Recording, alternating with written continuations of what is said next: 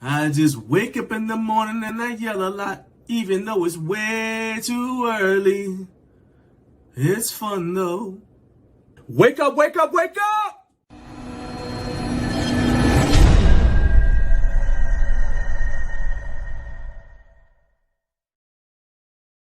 Let's go. Let's get active right now. Let's go. Let's go. Let's go. First of all, step one, how's my mic sound? Tell me right now. How's my mic sound? Does my mic sound nice? Check one. Does my mic sound nice? Check two. Because I'm ready to rock, y'all. Let's go. Let's go. Talk to me. Talk to me. Talk to me. Let's go. All right. Let's see here. Good morning. For those of you who've never been here. All right. Those of you who've been here already, you expect this sort of behavior out of me. All right. But for those of you who are here for the first time, first of all, thank you very, very much.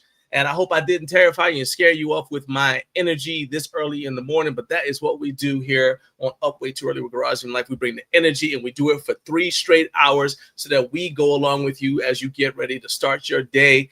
And along the way, we get your reactions to what matters to you as a home gym owner. We also talk to cool people who influence the home gym community, the people who make the products that we use that make home gym life possible. We talk to coaches like we are going to today. We can talk to a personal trainer who is based in a home gym, YouTube content creators in the home gym space. It's a lot of fun. And like I said, this is a live interactive show. So we get feedback from you guys. So please, if you've been lurking for a while, make today the day that you jump into the live chat and let your voice be heard. Add to the conversation. I promise you, we are probably the friendliest bunch of people that you would ever meet, and no question is a dumb one. That's how all of us learn, and hey, we might even learn from you. So go ahead and drop your comments and get active with us in the live chat. I am John Greaves III. I guess I should have told y'all that first, but I am John Greaves III. I am the co-founder of Garage Gym Life along with my wife, Naomi. And like I said, if this is your first time checking out the show, welcome. I promise you are in for a good time today. I'll prove it. In the first hour, we're going to have news and other things. That's where we talk about the information that has to do with the home gym community. So we talk about sales, we talk about equipment sales, we talk about topics that matter to the home gym community.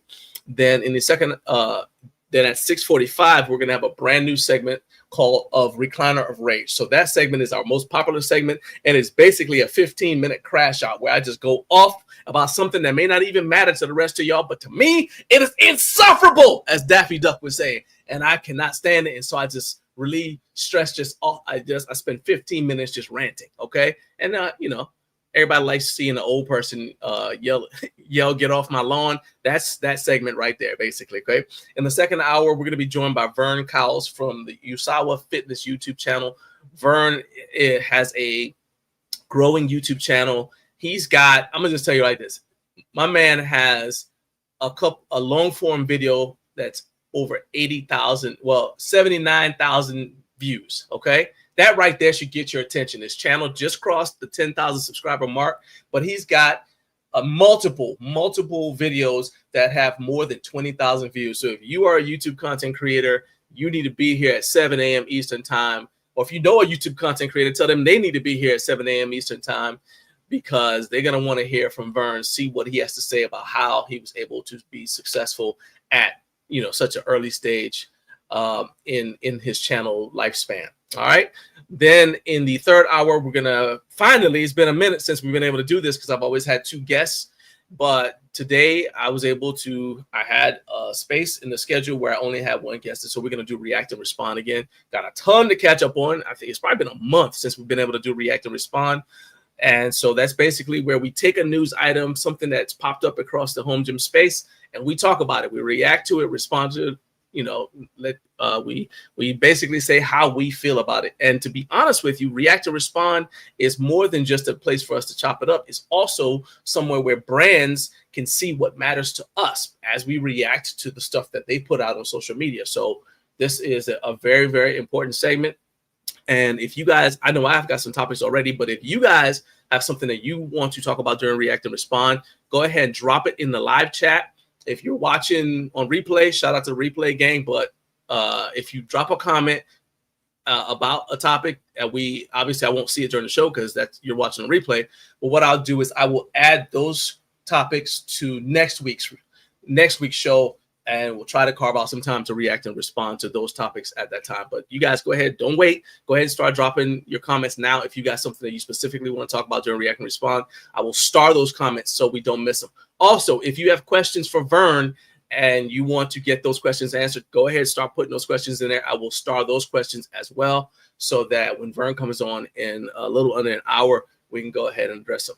Now, you know what's going on. I'm going to ask you guys to do me a favor. Please hit that like button. And if you have not yet subscribed, hit that subscribe button. YouTube is doing something funky. You know how they periodically go through and they'll purge out accounts, like dormant Google accounts.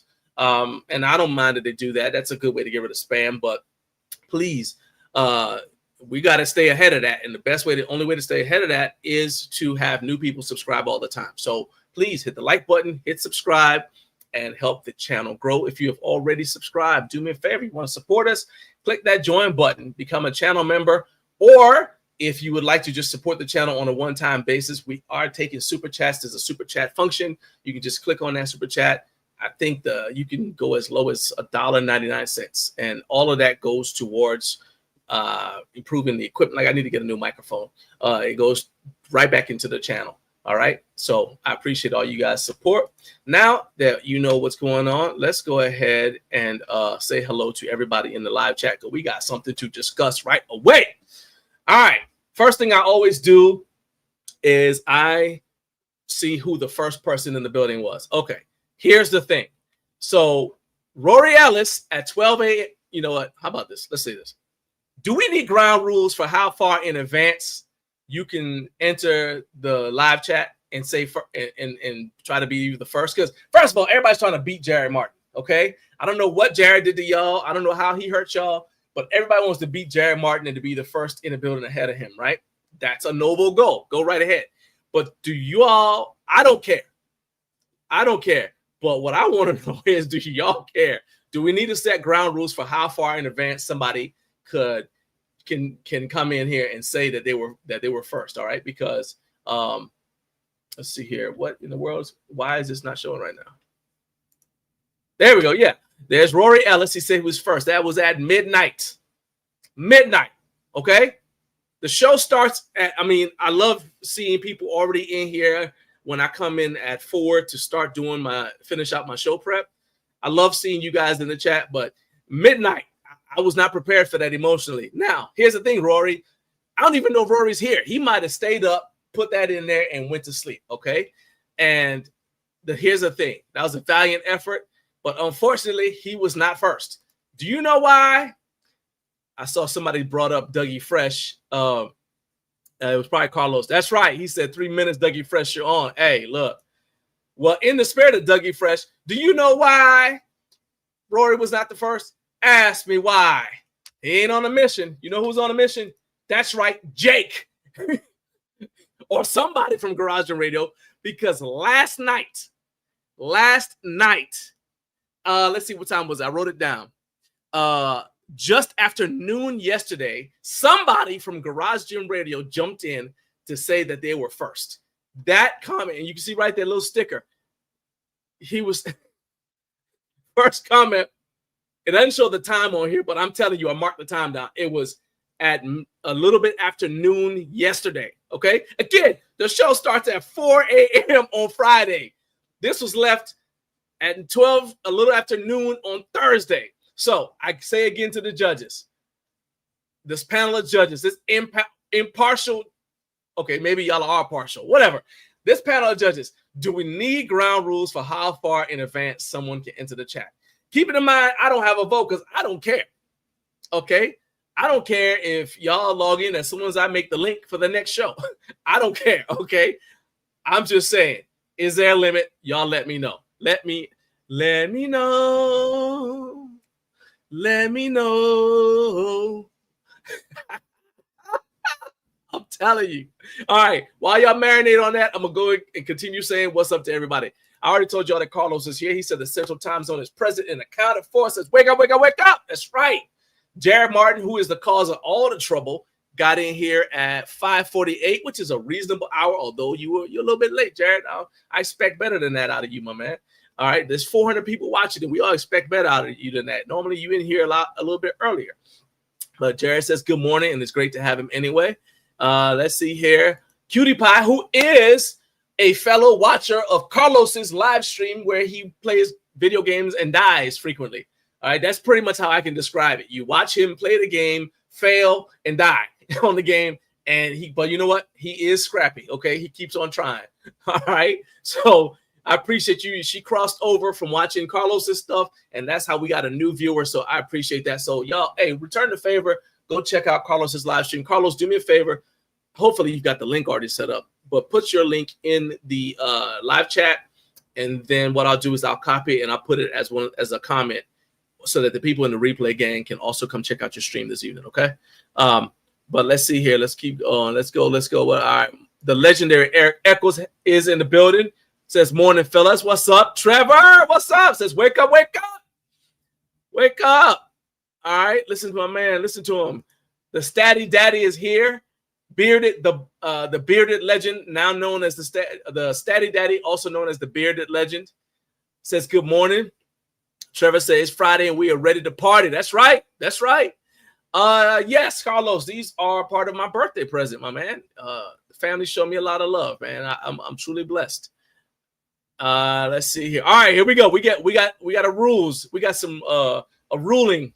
Trevor said, if you are not here to respond, you are not first. Hey, there you go. All right. So that's one vote. Do we second that? Michael Brandley. Hey, everybody put a pin in that. Y'all keep on voting. Do we need to put a time limit for how far in advance you can sign into the live chat? All right. But put a pin. So go ahead, keep doing that. While y'all are doing that, I gotta tell you something. Mike, you're Mike again. Okay. You're back to being Mike. So I told y'all my mother watches the show. She's probably watching right now. She's up. All right. She sent me a text right before the show started. And so, by the way, so mommy, I have not read your text because I was doing the countdown for the show, but I will read the text as soon as the show is over.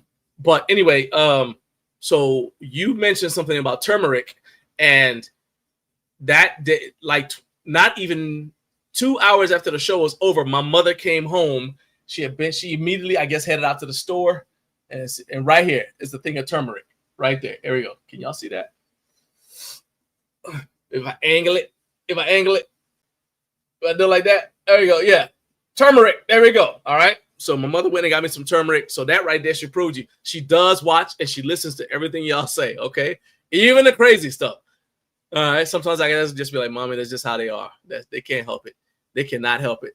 Look at Trevor talking about I'm first for next week. We're going in the wrong direction. I don't think that we're going in the right direction with that, Trevor. All right. All right. Carlos said ground rules need to be set. All right. Eric said only counts if they're here when live starts. Okay. Now, you know Carlos is going to vote for that because he's normally the first one actually here because he gets up to do his to get his steps in. But hey, I'm down with that. Y'all set the rule. And I will go along with whatever y'all say. I will, if so. All right. Let's see here. Trevor said, just like in the military, it's your fault if you're not here to defend yourself. And Jared said, I second Trevor's rule proposal. Maybe 4 a.m. is the earliest for live chat, since that's when you open the show the day of. I mean, so you mean like because that's when I go into the studio? I'm fine with that.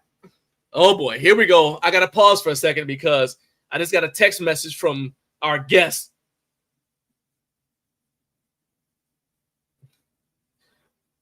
One second. All right. Now look, I wouldn't normally do this, but I'm gonna tell y'all what I'm saying to Vern, okay? Yes, Vern. Period. The show starts at 6, but you are not scheduled to come on until the next hour. Period. You're good. Period.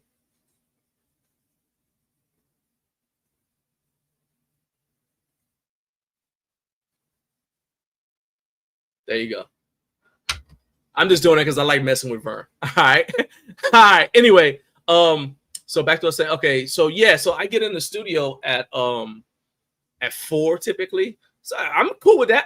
To be honest with you, here's another thing. If you so you guys see that YouTube will keep the chat from midnight to, so I guess that's what, 5 hours. So if you go any earlier than that, it's not going to keep it.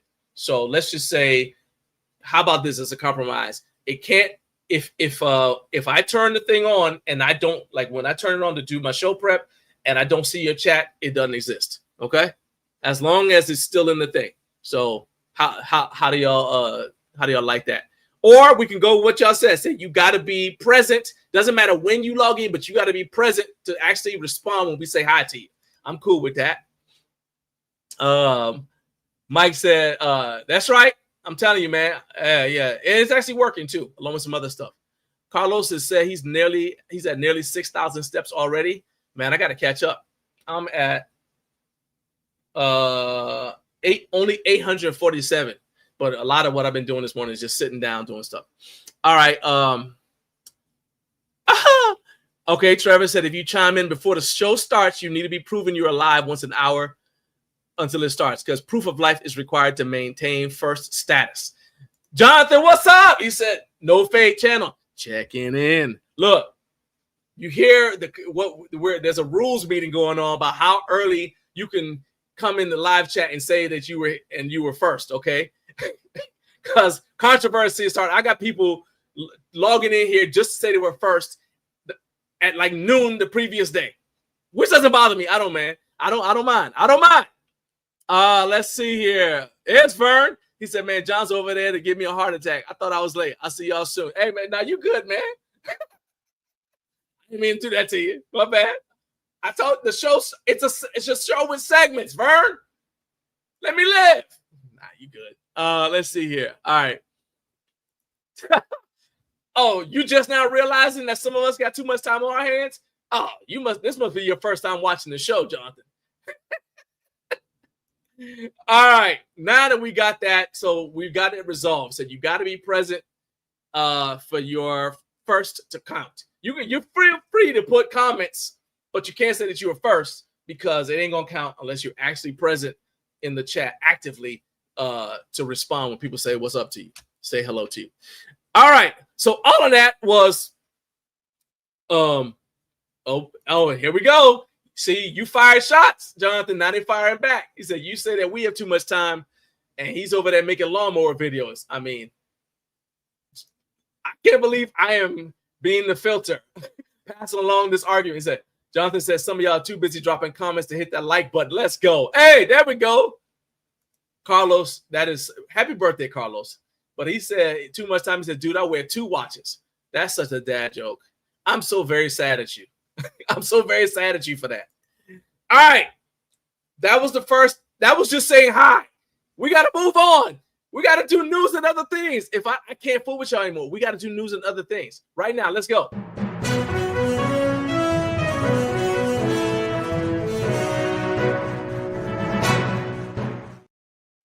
All right. And by the way, Carlos, you got 2 watches, so you cannot ever be late getting when you're a guest on this show. You can't ever be late again. All right. I just thought of that. All right. So news and other things. So first of all, you know what we got to do. It's time to check homework. I always ask you guys to post about either what your most recent home gym purchase was, or to post and talk about, you could do something as simple as showing what you worked out this week. Okay. And so I have practiced what I preached. And so I'm doing it. So let's go ahead. And you know what time it is. That's right. First screen share of the day. Acknowledge me. Acknowledge me. Let's go. Acknowledge me. All right. Calm down. This is going to take all day if I can't get y'all to be quiet. All right. So there we go. We're in the community tab right here. All right. So first, let's see here. Equipment exercised. Said the Icebox gym is heating up. Let's go ahead and let's check that out. All right. Now, let's see here. See if I can pull. So, by the way, Eric, I can't have you changing your name. All right. I didn't realize you were equipment exercised. All right. And Eric Eccles. How are you going to be 2 different people at the same time? That can't be healthy. All right. So let's see here. He says Icebox gym heated up now. That was only 4 hours ago, so I have not had time to respond to it. But let's see. Can I show the post? Let's see if I can show it.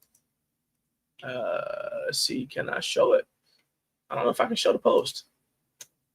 How did I show the post last time? Let's go. Boom. All right. Open image in new tab. Let's just do that. Boom. All right. That's the Icebox Gym. All right. So that's a post right there. Nice and clean, man.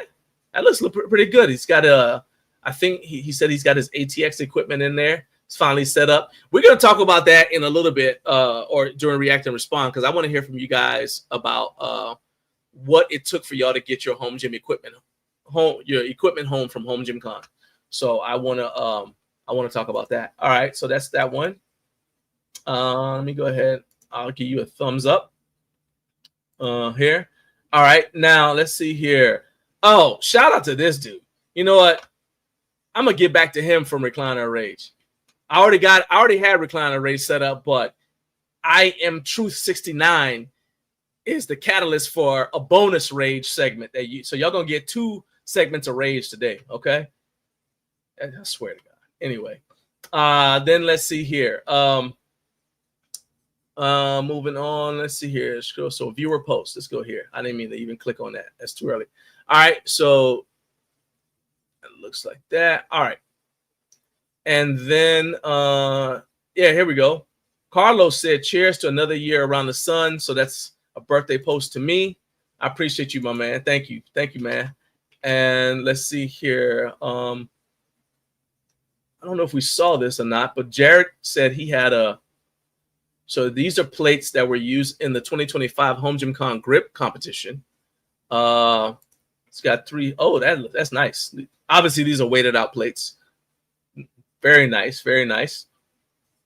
Looking good, looking good. I approved this message. Let's go ahead and thumbs that.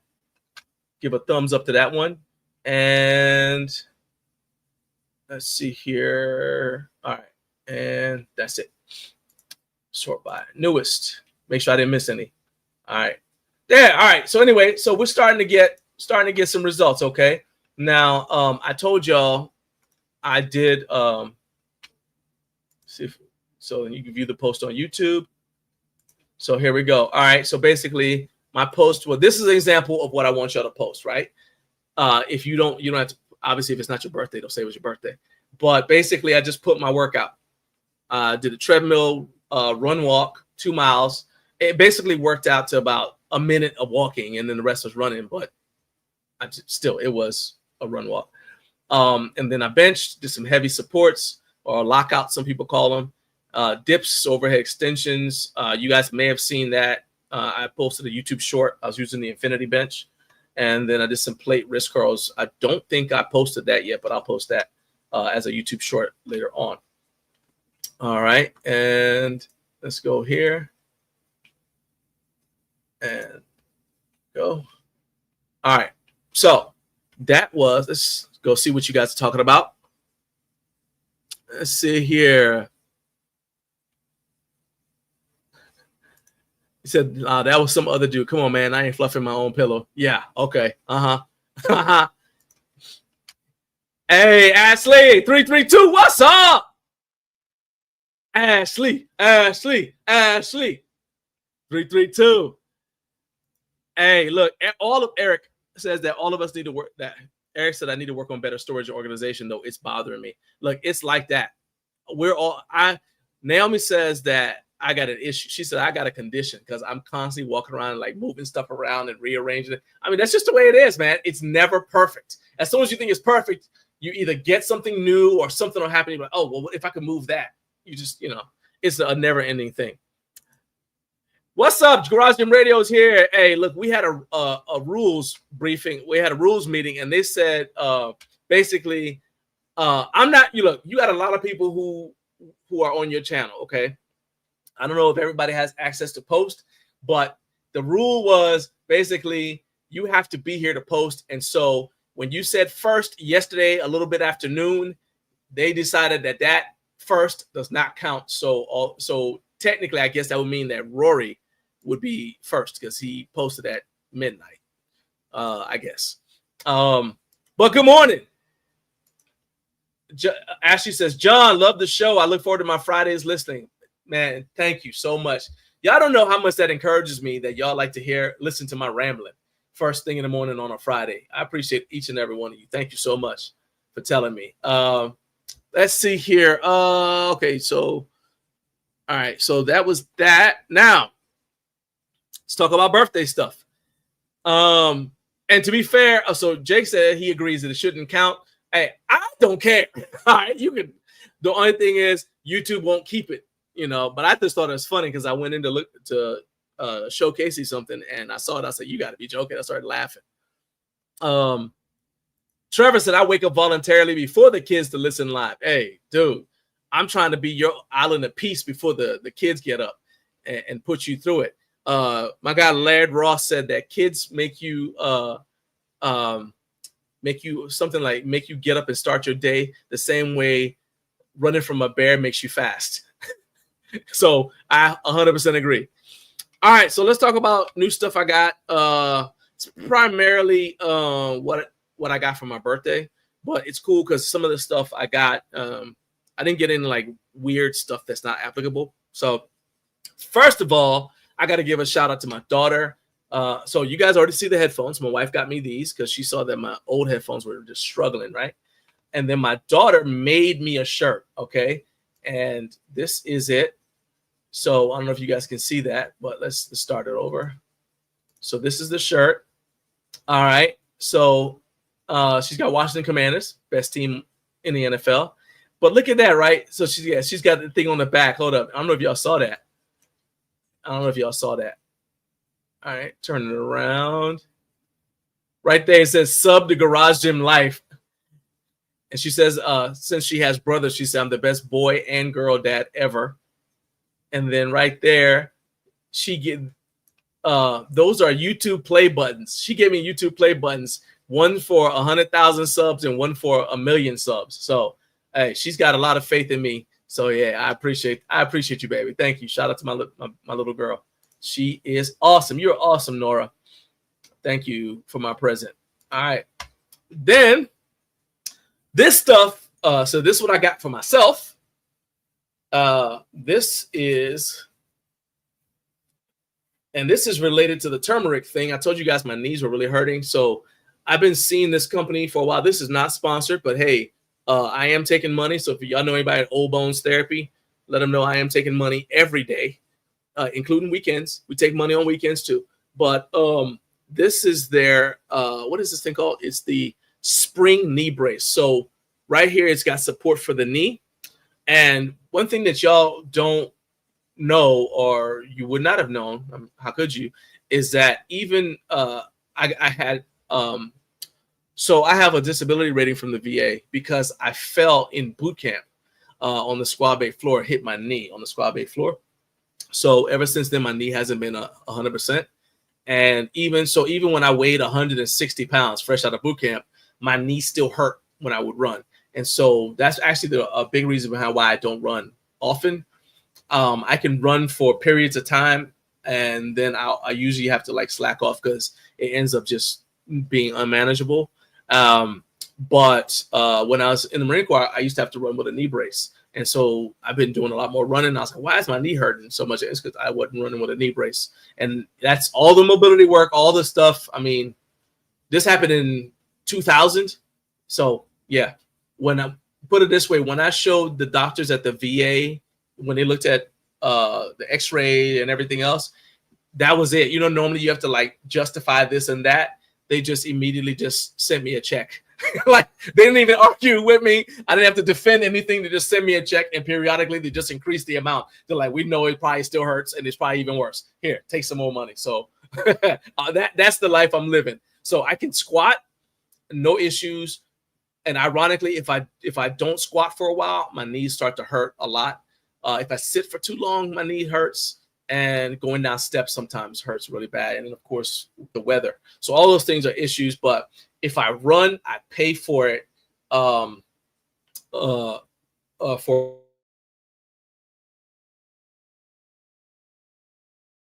with the massage guns and all that stuff, the foam rolling, all that stuff. That is all just helps keep it manageable. And then I went and I grabbed these, and you guys may have seen this. This was actually my first time testing it out. Um, opened it up. Look at me, slid it on there. It fit perfectly. I wasn't sure because you're supposed to, measure your knee or whatever. And then, yeah, so that's me. That's all part of the organization too. Because since we got the Yosuda elliptical in that sucker, man, that sucker's huge. But yeah, so I was able to run, and that's not even at my fastest. I was like, I don't know if I want to run super fast yet because I don't know how it's going to feel, but I can go ahead and increase speed now because it's not in the moment. It's like I said, afterwards. So after the day after doing that, I was like, okay, I'm good. So I can start trying to run a little bit faster, and hopefully I'll be cool. Let's see here. Carp said, I love a good t-shirt. Hey man, I'm telling you, when she gave me that, I was like, I thought that was so awesome. Had the little gift bag and everything. Because she been making, and here's the thing, she normally can't keep secrets. So I was astounded that she kept that a secret for that long. Because she's been working on it for a long time. Hey, my man Kevin from Japan says, what up, brother? I'm back. Been busy with work every Friday. Good morning, everybody. Hey, dude, I understand. Good evening to you. I know you're starting to wind things down. You better get you some rest. Those kids are going to be up and relentless first thing in the morning. So stay as long as you can. Whenever you got to go, hey, I understand, man. Let's see. Did you just call me Joel? That's what happens when you try to use speech to text or whatever you're doing, Carlos.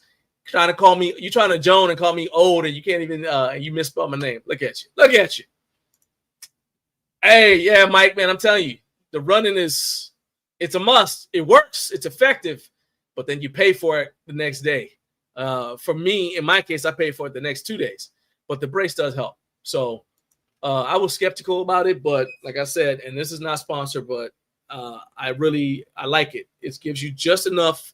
It's not like wearing like a knee sleeve for squatting, but it gives you just enough support that it helps to take the pressure off my knee. So that's pretty cool. I'm a fan. All right.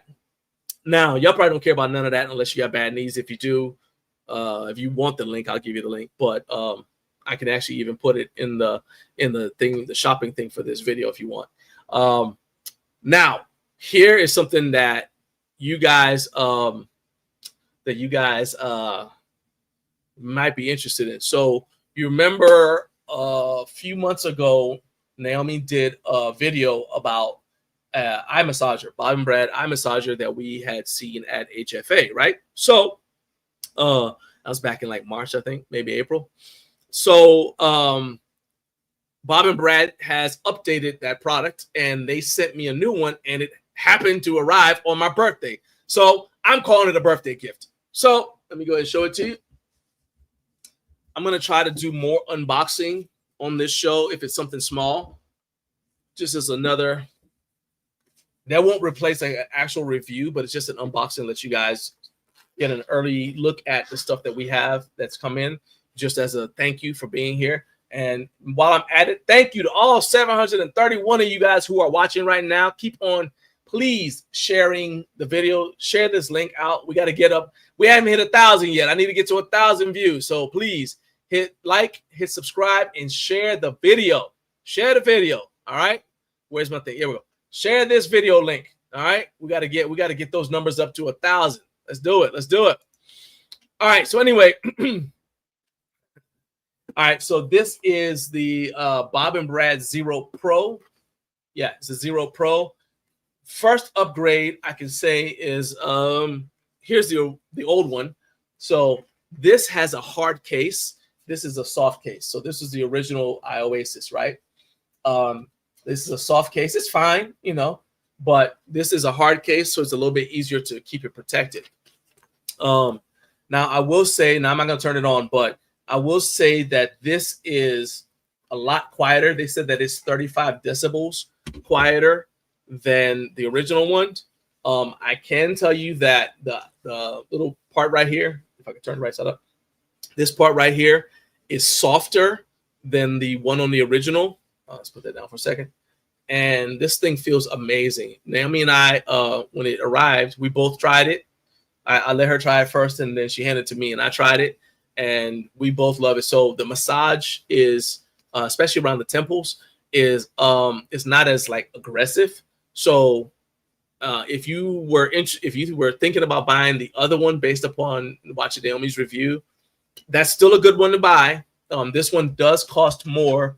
So that one costs like $50. This one costs $99. I don't have a promo code yet, but I should have a promo code to from the brand, and I'll include that when I do the actual review of it.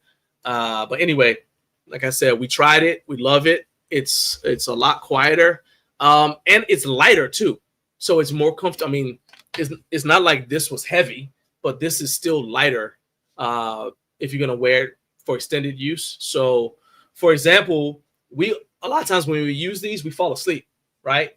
And you wake up and it's still on your face. So it's just a little bit more comfortable to have a lighter, the lighter version. I'm actually planning on giving one of these to my uncle because he spends a lot of time in front of the computer, and so this will help him out. So this is mine. So Naomi also has one. So Naomi did her previous one, and then I bought out of my own pocket. I bought one as well because I liked it, and this is the one I've been using, and so you guys can just see the difference. See right here. If you have any questions about it, go ahead and ask me. I'll tell you one difference right away. So right here, let's see if I can turn it. All right. So right here, these are the buttons to control the original one. On this one, this is the button to control it, right? So you can press it in to turn it on and to switch between heat and pressure, and music, heat and pressure with no music, just heat, just pressure. And then you can adjust, and then you press the lever up or down to increase the intensity of the heat or the pressure, right? So like I said, this is, to me, it's phenomenal, especially since I spend so much time looking at screens at work and here for the show and in editing videos and stuff. It comes with one of these gel eye masks, just like the other one did. And in fact, I'll tell you something else that I use this for. So this is the gel eye mask from this one, okay? Our original one. And the reason it wasn't in the case is because I actually just used it. So I normally keep them in the freezer, and I actually used this right before the show started, just because. So our dog was in the bed, and she didn't think that I should be able to sleep in my own bed. So I didn't get as much sleep, and so I didn't want to come in here with looking like I got heat vision because my eyes are red. And so I used this. I only used it for like 2 minutes, but it felt amazing. So that's one of the things I'll do with it. I'll take it out. I'll stick it in the freezer. And then when it's time for me to take a break from being on the computer, I pull it out of the freezer and just put it on my eyes and give myself a break. And that really helps with like the eye strain, some of that dry eye feeling. It just helps your eyes relax. And I also I didn't really get headaches before. But I know some people who might get headaches from the eye strain. They say that that this works for it. So Trevor says that eye mask was awesome. I'm telling you, if you have to look at screens for long periods of time, whether you work from home or even if you work from home or if you go to work, when you come home, I'm telling you, it is an amazing feeling to just get this thing out and use it for a few minutes and then, either go to bed or, get ready for your workout. Because it doesn't you could set it to put you to sleep or just, so that you don't feel miserable before you work out. So, yeah, I know Walmart did you wrong, but it is available on Amazon now. And the link that I'll be giving you guys when I get it from them, I believe will be an Amazon link. So Amazon treated us right. But Walmart is where you can go if you just want to go pick it up right away. But if you get it from Amazon, it doesn't take long for them to ship it to you. All right, that's enough eye mask talk. Other things I got, I did get the Bells of Steel heavy bag set. That also arrived on my birthday. So I'm just going to assume that Kat and Andrew knew it was my birthday and they wanted to treat me like a king, I guess. But I got the heavy bag and hanger. I'm going to actually install it on the power rack tomorrow and give it a shot. I have a banana bag that I've been using for a long time, so I can compare the Bells of Steel bag to the banana bag. The banana bag, I will tell you now, was made in Thailand, so that's a pretty high standard for the Bells of Steel bag to meet. But I love the fact that it has an arm that will go on our power rack, so I can use it for this, and I probably can use this arm for other things as well. So, yeah, it just attaches to the rack. So I should be able to, I'm assuming I'll be able to hang other stuff from the arm too. So maybe I can use this. I can imagine using this maybe as an additional mounting point. If I needed to do like some cable work and Naomi was using the single stack, I could probably use one of our our spudding pulley. It's just something else to do cable work, or maybe bands, something like that. But I'm looking forward to playing with it. But the main reason I'm glad I got it is because I've been wanting to hit the heavy bag because I really haven't had anywhere to hang our heavy bag since we got a lot more equipment in the gym. So that was really cool that they sent that. And if you guys want to check that out, I guess I should do, this is the part where I act like I know what I'm doing. And yeah, so if you guys want to shop for the heavy bag set and you want to support the show, bam, go ahead and hit that QR code right there, and you'll be able to shop Bells of Steel, and anything you get using that link right there will support the show as you shop quality products from Bells of Steel. All right, cool. All right, now that's a lot. And a couple more items. You guys may already be aware of this, but in case you are not, Freedom Fitness Equipment is having a moving sale. So they're moving to a bigger location, and there was something in there. I actually didn't realize that this was going on until too late, until this had already sold. But, you know, they are an equipment distributor, right? So they get used equipment and they sell new and used equipment, right? So let me go ahead and share this. And these dudes actually had something that I had not realized that they had that they carried. And let's see here. I know, like I said, it's out of stock, but I want y'all to be mad with me that you missed it as well. I can't be the only one mad that I missed the sale. It's not the flooring. I can find it. It's down here. Where we at? Oh, it was on page 1. All right. All right, keep on going down. Way down we go. There we go. Bam. Look at that. A full 895-pound used Bells of Steel calibrated powerlifting set of calibrated powerlifting plates. Come on, man. If I did that right there would have been money. That would have been money, because it is time for us to, ooh, that one looks like it's been through the wars. But we are in the market for new plates, or new to us plates, and so that calibrated plate set would have been perfect. I saw that, I said, dang it, and it already sold out. So I need to hit Ashton up and be like, hey man, just keep an eye out for your boy. That way, if you see anything, you know, you get anything else in, you can hook me, you know, you can let me know and I can jump on it. But in any case, there's a lot of stuff, a lot of cardio equipment. Got a Williams strength lat pull down, low roll. A lot of different things. I will put the link to the sale in the description for this video, so you guys can go check it out, and that way you guys can actually take advantage of it. All right, whether you are watching live or on replay. Let's see here now.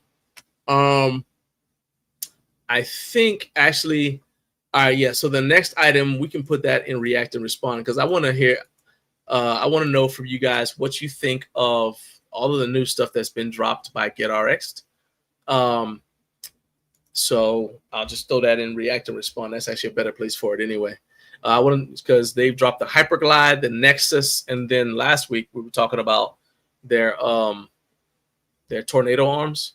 So I want to, you guys, I want to hear from you guys what you think about it. So you guys can go ahead and start putting your comments in about that. But it is now 6:45, and I know Vern's backstage. Well, he's not backstage, but he's waiting. So I want to make sure I'm not late to let Vern in here. So I'm going to go ahead and we're going to stop now. And we're going to jump right into your most popular segment, your favorite segment, and that is Recliner of Rage. It's the Recliner of Rage. It's the Recliner of Rage, 'cause he's not happy.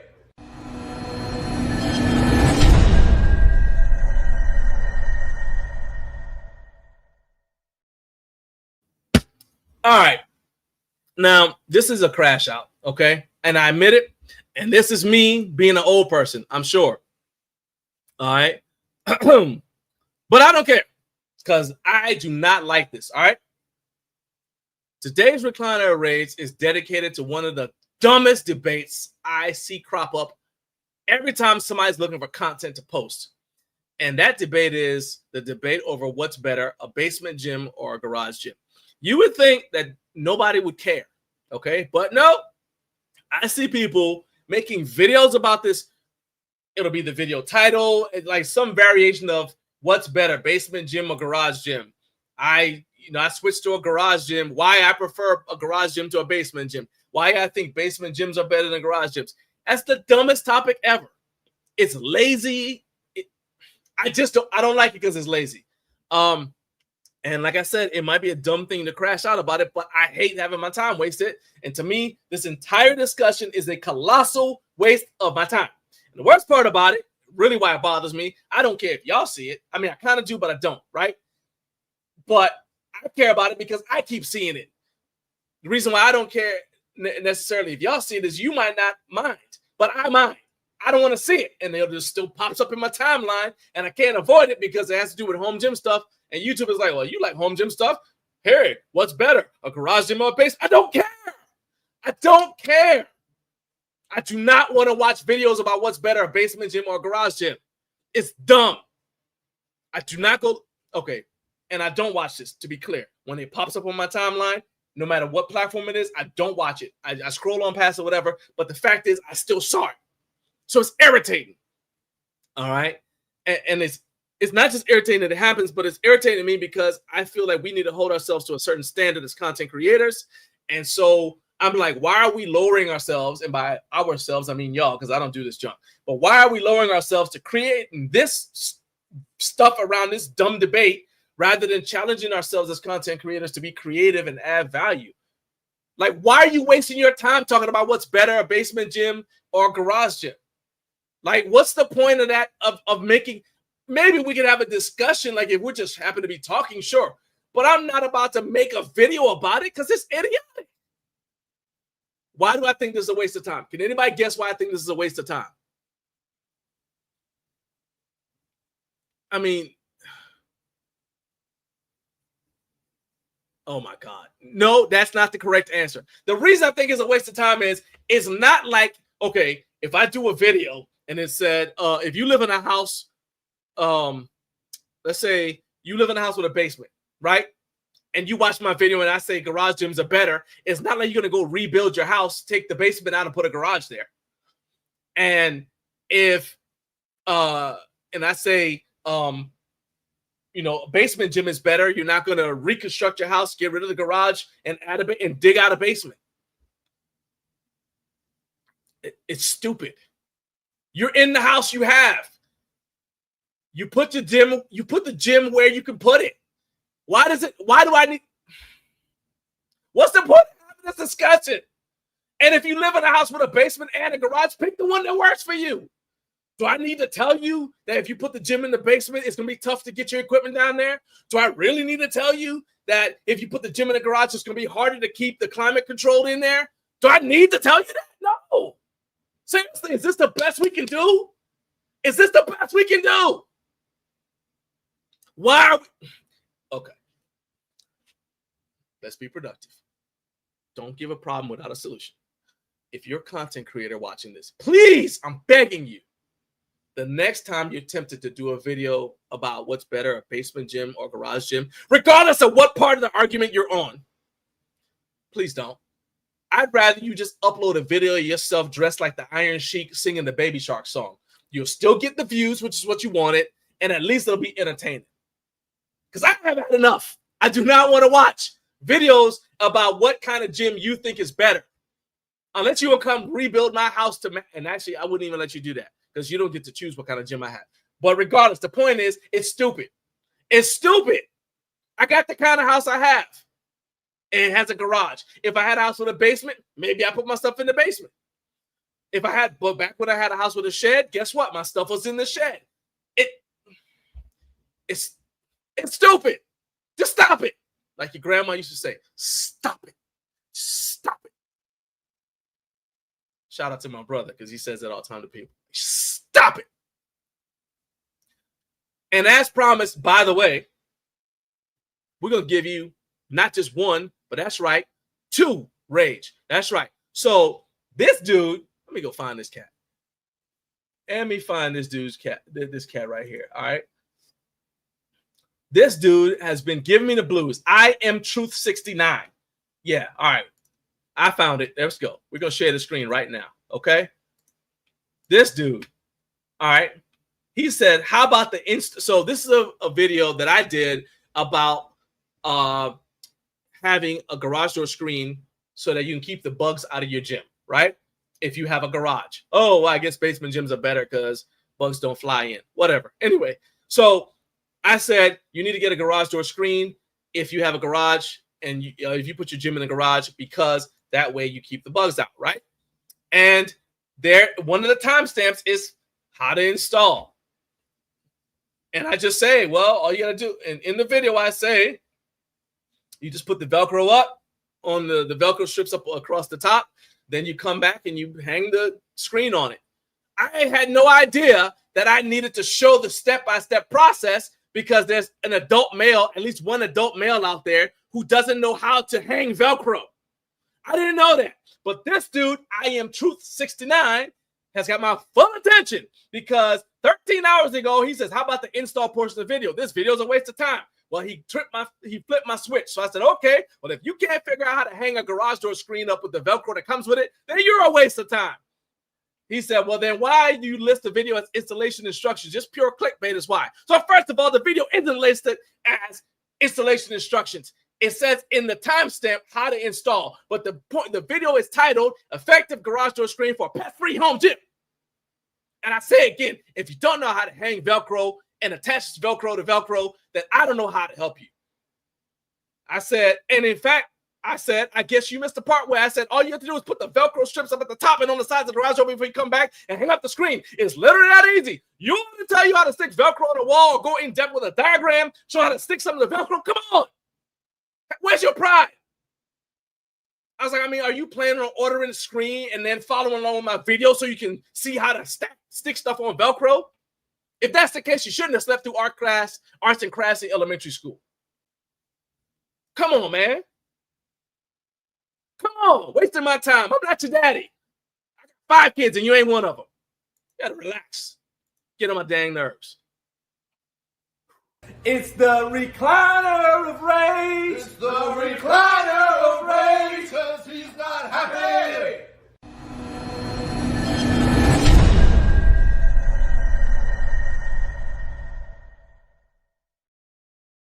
And I won't be happy till I am Truth 69 goes and finds a tutorial video on how to stick Velcro to Velcro. Back up off me and relax. Just back up off me and relax. That's what I say. Okay. Calm down because I don't want to scare Vern. Even though Vern can be aggressive now. I've seen some videos of Vern being aggressive. I've seen him. All right. All right. Now, I just crashed out twice. So I know how y'all are. So I'm going to go ahead and I'm going to go back. And wow, we got a lot of comments. Okay, that's what I like though. All right, we got 6 minutes before we bring Vern on. Excuse me, Dougie. So let's see. Here we go. All right. I already read all those. All right. All right. So, all right, Eric, you part of the problem. He said dumbest videos ever. Obviously, shed gyms are exponentially better. They've got their good points. They got their good points, but let it be a rainstorm and you trying to get from the shed to the house, because that is definitely when you're going to slip and fall because you had your bunny slippers on because you wasn't thinking when you went out there the first time. All right.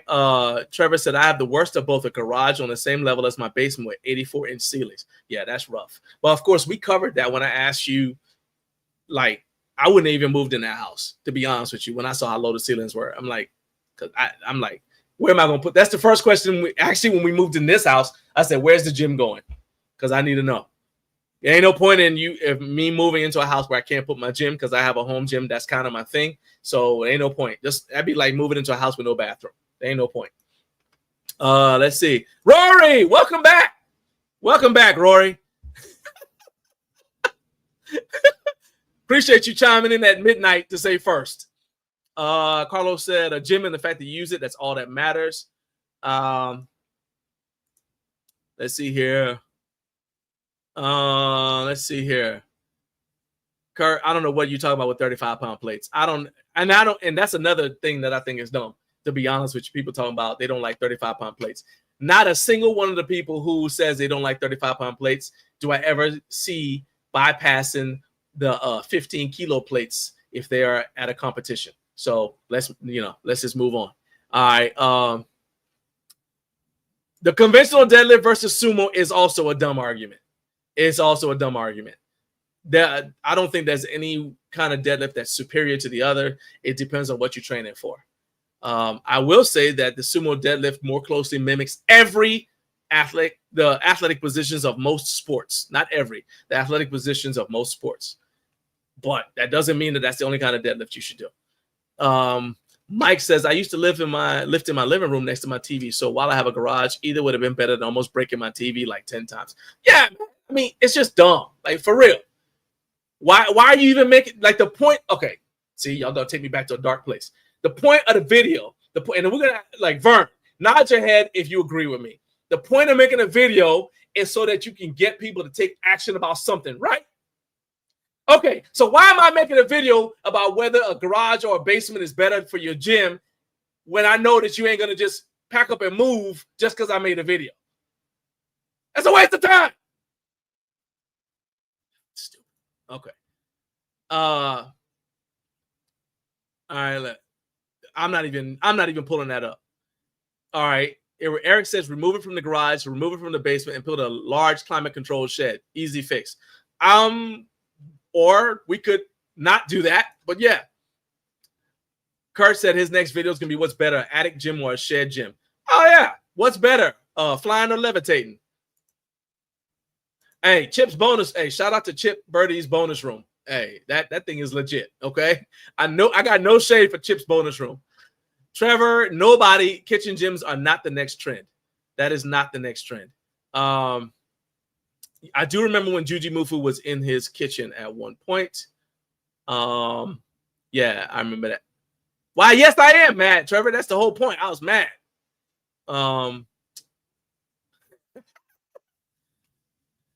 Thank you, Cart. Velcro is literally the first kind of shoe a kid gets. So even a 1-year-old should know how to hang something or attach Velcro to Velcro. How you gonna go off on me because I didn't show how to hang the garage door screen up with the Velcro? Come on, man.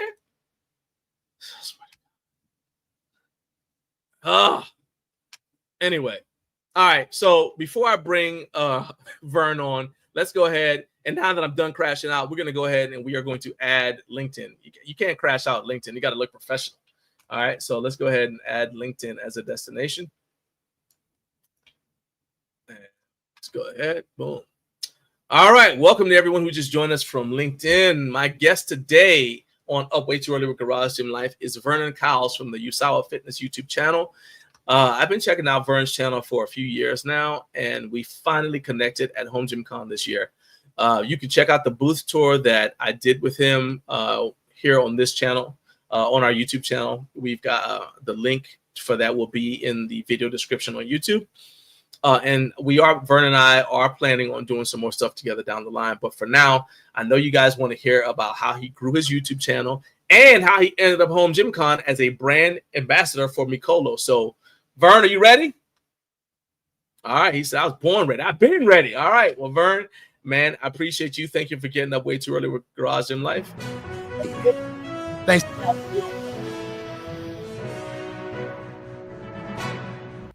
You're supposed to talk over your theme music, Vern. Hey, my fault, dog. You know, I am the theme music, man. You forgot who you was talking to. I apologize. I told you he was aggressive. I told y'all that, right? I told you he was aggressive. hey, man, check this out. First, before we even get started, man, why y'all make John crash out like that? I ain't never seen the man that aggressive. I know you're a military cat. I was a little nervous. You know what I'm saying? Like, come on, man. Don't make John. And he crashed out like he crashed out twice. I'm telling you. We gonna bring it down a notch. I'm gonna try to bring it up a notch with a different energy. Okay, hold up. You're gonna make me do the calm down song. This is usually what I play. So let's just all calm down for a second. Here we go. Okay, calm down. Take a breath. You don't need no high blood pressure, plus you got a whole show to do. So just calm all the way down. That's better. Is that better? That's definitely better. We're back back in balance. Okay, all right, yeah. Produced and arranged by me. That's an original. That's an original piece, by the way. You know, you're not gonna find that anywhere else. My man, I'm glad to have you on here. Look, you already got people who are fans of your channel chiming in. Carb said, "Big Vern balling on a budget." That's the catchphrase. Hey, that's my phrase right there, man. I appreciate you stepping balling on a budget. That's right. Hey, so look. we trying to keep these home gym people, you know, able to build out a garage gym or a home gym with a lot of different equipment with budgets that don't really don't sit right with some of the more, bigger products. I feel like you could do it all with, a little budget. So the thing I like about that is, because I went and I looked back at your journey. And matter of fact, y'all may not know this, but Vern climbed Mount Kilimanjaro. Now he never mentioned why he climbed Mount Kilimanjaro. I don't know what he forgot up there, but I'm like, I ain't going up. If I climb Mount Kilimanjaro, I got to climb it twice, because that means I was up there first and I left something up there and I went back. I'm going again. See, look at that. I'm telling you, I'm not just going to go up there and look around, Vern. Just like, that's why, I got respect for all the astronauts who went to the moon, because they went there literally for nothing. They went there, looked around, and came back. I'm like, seriously? You wouldn't have got me on that trip. Like, what? Because what's the first thing that we all say whenever somebody says, "Hey man, ride with me over here"? What's the first thing you say? What we gonna do? What we going there to do? All right. So, you ain't gonna get me. I'm not going. All right. So yeah, hey, but I support your right to climb Mount Kilimanjaro as often as you like, Vern. Hey man, you know what? That was a soul searching climb. I was really I had been working in TV for many years. That's where my background is in radio, television, communications. And I've been doing a lot of basically national commercials. And then I worked for the Oprah Winfrey Show. And I was tired of sitting in a little room, in a dark room, not being healthy. And I wanted to go and just climb the mountain and do some thinking. And I came out that mountain and decided that I was going to switch careers. And I mean, I went from, having a great, lucrative, real well thought of job to ice chips when I became a trainer, because I went from hundreds of $1,000s a year to nothing. And I just, wanted to start something over. And that trip really helped me to get there. So tell me then, because you've been on YouTube since 2014, right? And that's an incredible journey to go from 1 minute you're making good money working for Oprah Winfrey. All right. I don't know if she paid y'all like the way she does her show, where she's like, you get a car. But she was very generous. You definitely making money. But then you go from that to being a personal trainer, right? And that's before you really did YouTube. You started you start on YouTube in 2014, and you were a personal trainer. And it's like, you can look at some of the old videos from your channel, and it's showing you. In fact, let's go ahead and just check out some of these older videos here. We're not necessarily watching, but I just want people to see where the journey began. You can see like these older videos here. So these are like, this is from like 11 years ago, 77 views, 11 years ago. And it's basically your clients working out. Right? Yeah. So that's where and then that's one of you shaving. Right? Yep. That's when I was doing my weight loss journey. Hey, I hear you. Hey, so Vern is like, hey, this is something for the ladies right here. I'm gonna shave right here. No shirt on, I'm shaving. I hear, Vern. Stay on your business. All right. But I can see like your journey, right? And then, but then during the pandemic, I can see there's also a shift. So you went from that to videos like this, where it's like you're in the house working out. And what I love is that when I looked on Facebook, I saw that at that time, Chicago Fitness Center was still supporting you, even though you were working out of the house. Was that something that you all talked about? Say, hey, look, I'm gonna do videos from the house, but you guys go ahead and let go ahead and let clients know that they can book through me. How did that work out? So I was an independent contractor, so I paid that gym to allow me to train there.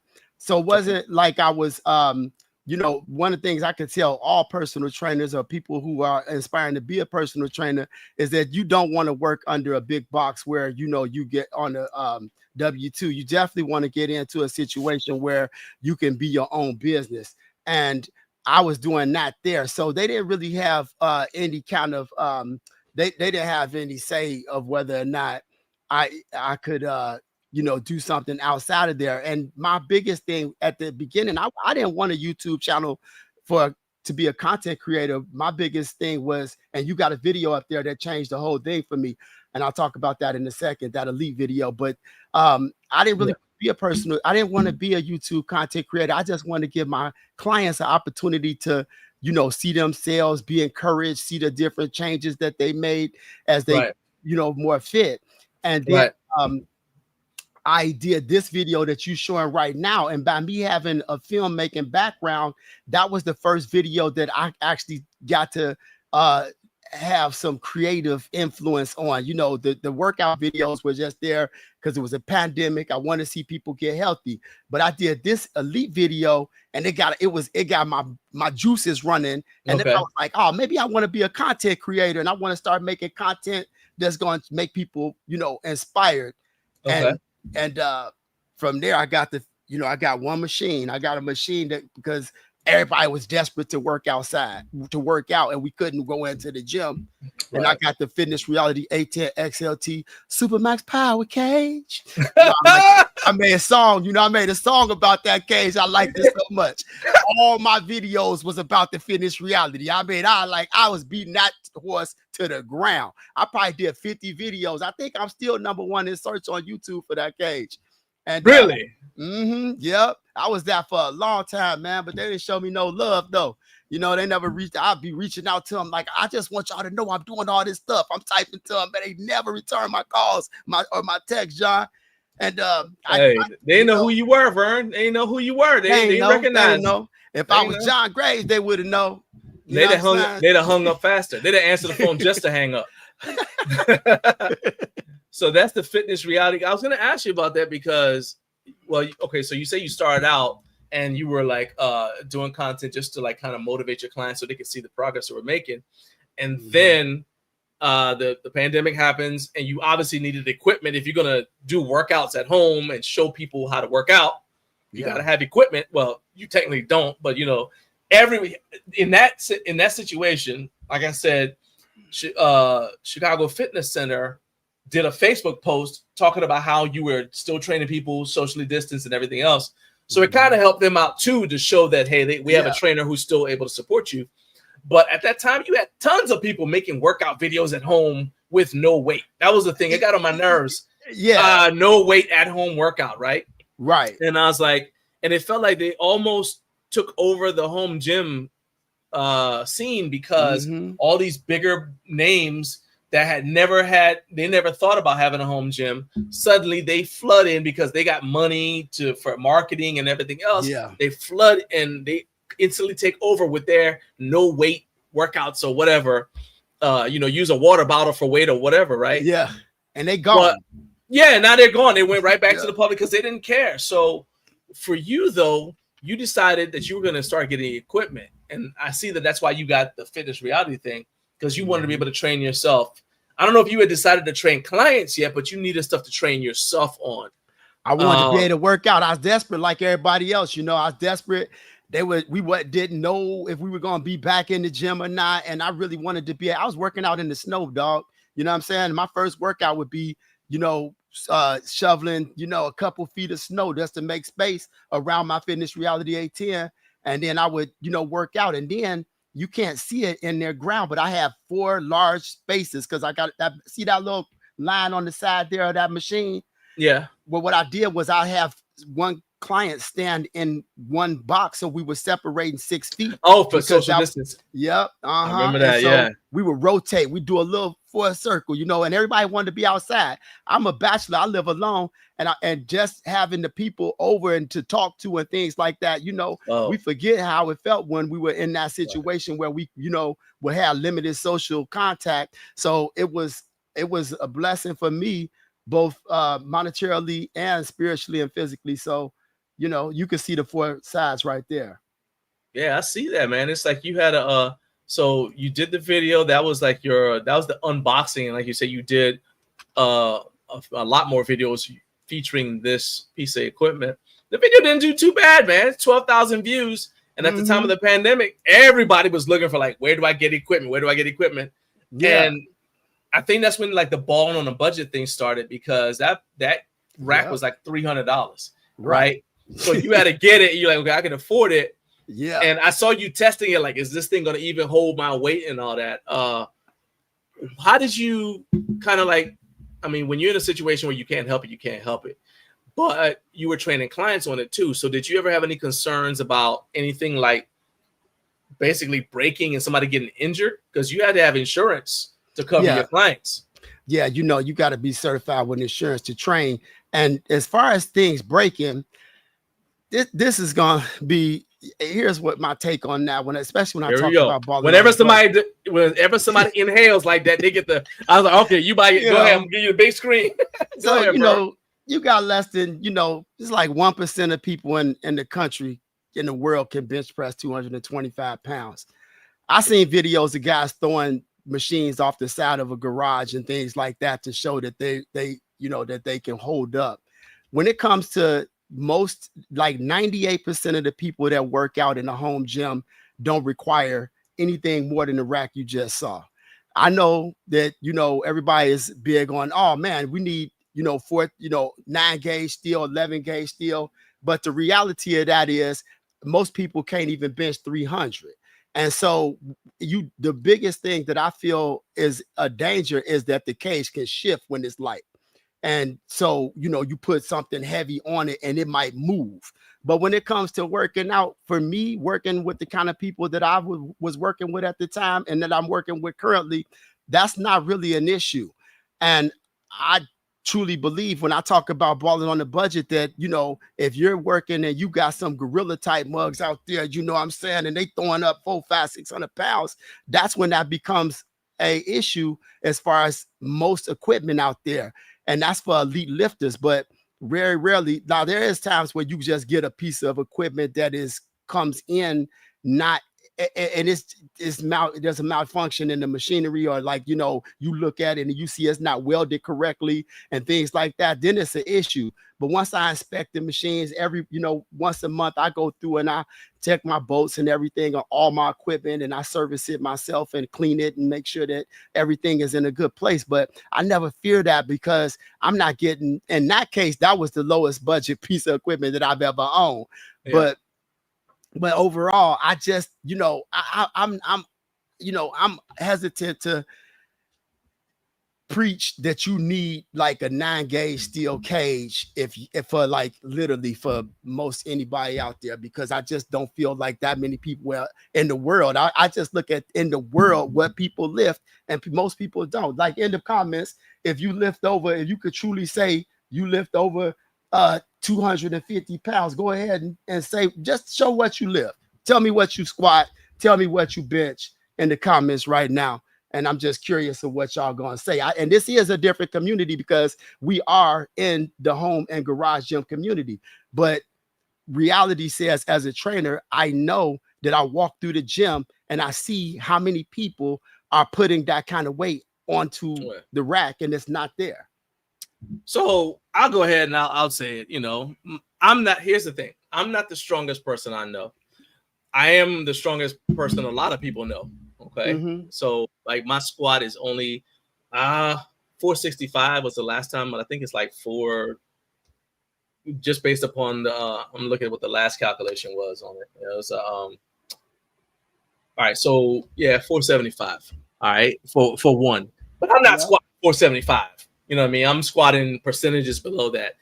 To your point, bench press.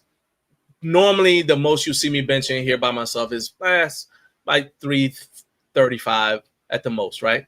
Yeah. But I'll say, and then I have overhead pressed 220 before.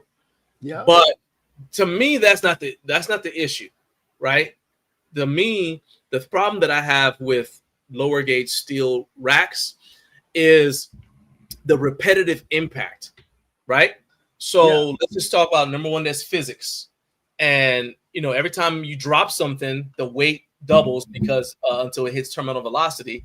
It doesn't exactly double, but it increases because of terminal velocity. And so my concern with the budget racks is actually I don't think the J hooks are sturdy enough. If something goes wrong, the squat bar falls off my back, for example, I don't trust some of the safety bars to hold the weight. And then also with the and the same thing with the J hooks. You never know if a J hook is going to just snap. You just go and you go to put the weight up, and let's say it's only 300 pounds, but it's been steadily over time, you've been racking weight on it over time. Eventually, to me, lower gauge steel starts to pick up that stress, and then you never know when it's going to fail on you. Whereas something's built like a tank, to me, it's going to last longer especially through misuse and abuse. So I feel you on that, but I still have to push back, because how many times I don't see people all over the internet talking about how they stuff broke. You know what I mean? People own these cages, and I don't see anywhere where these people are people upgrade because they want their gyms. It's like tattoos. You get one, I'm about to get another one, and people upgrade I'm not mad at that. primarily because they want to upgrade and get a better gym. And we all want to do that. Every time I get, hey, you already upgraded like 7 times. Right. What you talking about? Man, that's all I needed. Like, why you got a new power rack in there then? No, okay, I was gonna say, I'm gonna lie. Like, we do upgrades, but all I'm trying to say is that it's not a necessity, it is a luxury. And so I hate to see people feel like just because they see a content creator do it, that they have to do it. Because oh man, this is it's a trend, per se. When that cage was serving them just fine, and they could have put that money on something else that allowed them to be able to get their cardio on. They maybe a treadmill. Hey, maybe they wanted to have a leg press, an adductor machine. So but at the same time, hey, you know what? I'm a garage gym enthusiast, so hey, don't get it twisted. First chance I get the upgrade, I'm getting a better one. Hey, I hear Stuart Day, my man says, Vern. Oh, I bet you hear that all the time though. People see it, they're like, Vern. That's all they say. Just Vern. That's it, man. That's one of my. I just trained him this morning. See, I'm an early riser. Me and Stuart got it in at 5 a.m. Hey, I ain't mad at y'all. My time we gonna work out. There you go. Hey, Stuart, man, I appreciate you dropping in, man. Appreciate you supporting the show and supporting Vern swinging by here. Joey at your video, my guy said, "Good morning, John and Vern." And Joey actually answered your question. I'm gonna scroll down here to Joey's post. Hang on a second. I saw it. 475 squat, 285 bench. I see him over there. Yeah. Joey's doing this thing. All right, so here we go. So Joey said my all-time maxes are the 475-pound squat, 285 bench, and a 585-pound deadlift. So, and actually, so to the point of the deadlift, while you most of us deadlift from the floor, and we may not even deadlift inside the rack. I can pull on a regular basis, like just about anytime I go in the gym, I know I could deadlift 500, right? Mm-hmm. And the most I've ever pulled is 565. But I think I have rack pulled 600. Yeah. See what I'm saying? So it's like, and the rack pull was in the rack. So again, but to your point, that's not everybody. That's elite, John. That's elite. You know what I'm saying? That's not only is that not everybody, that's hardly anybody. You're very strong. And I'm just being real. Like, okay, you know, sometimes people see people on TV or like that's Superman, where they're like, but guess what? Only 22% of people in the world meet the requirements of the CDC as far as lifting. Sure. And so you already elite just by doing what we do.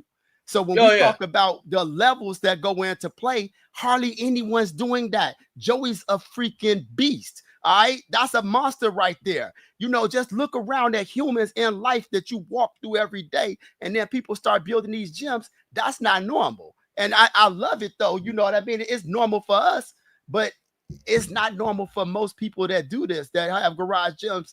They're not lifting like that. I mean, so I'll give you two more things that I push back on, right?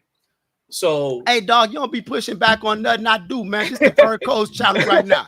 All right. You know, hey. All right, now you out of your mind. You don't know, whatever you just drank, don't drink no more of it, because it's caused you to get reckless.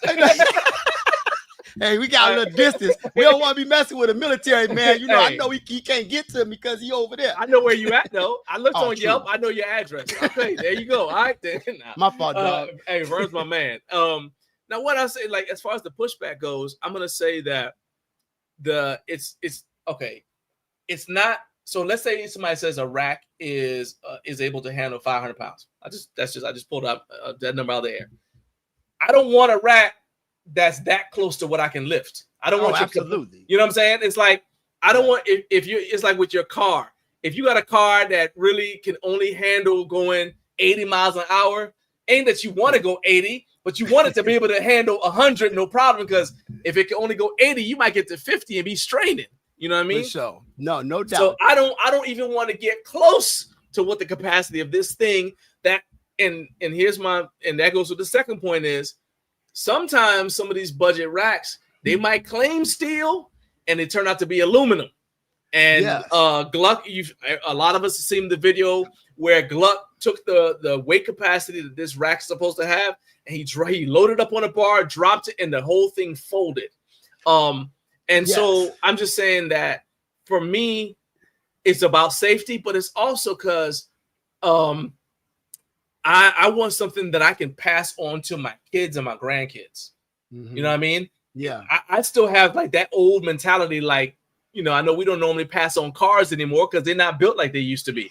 Yeah. But with a power rack with weights, you know, some of those old weights, like the old York barbell weights, you got people like digging them out of somebody's shed and then they can pass it on, you know, in the elements and everything. And it's still built to a certain level of craftsmanship so it can be passed along. I will freely say that some of the bells and whistles that you saw at Home Gym Con are not necessary. They're not necessary at all. All right. Yeah. But because one of the strongest people I know, Dennis Cornelius, he built his power rack with his dad after in the afternoon after school when he was in high school. All right. So you can do it. All I'm saying is make sure that whatever you lifting on is strong enough for how strong you might become. And that's why we're here.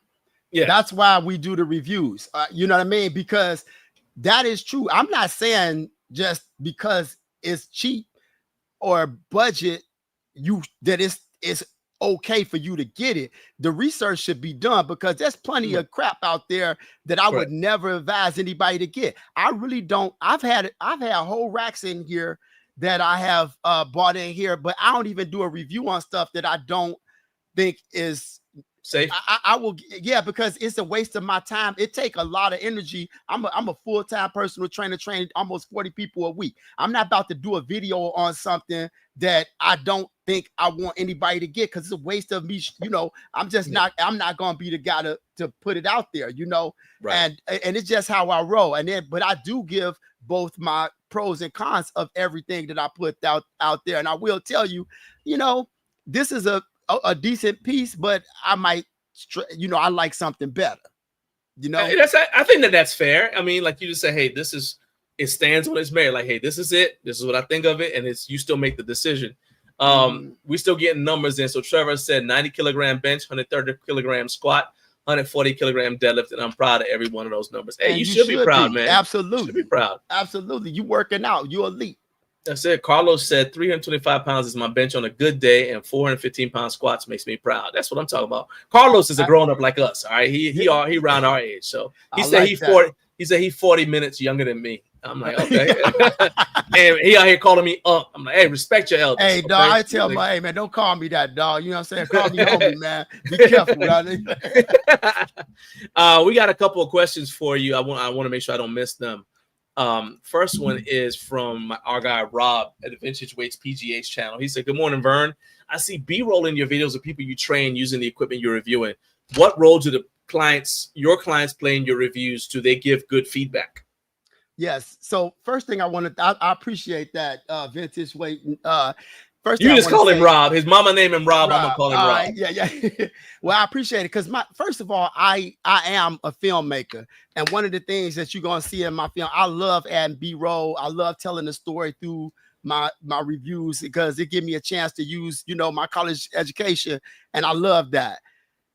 What I do with the clients is I just ask them ahead. Most of them, I know the ones that don't want to be on camera, but then I'll say, they'll tell me.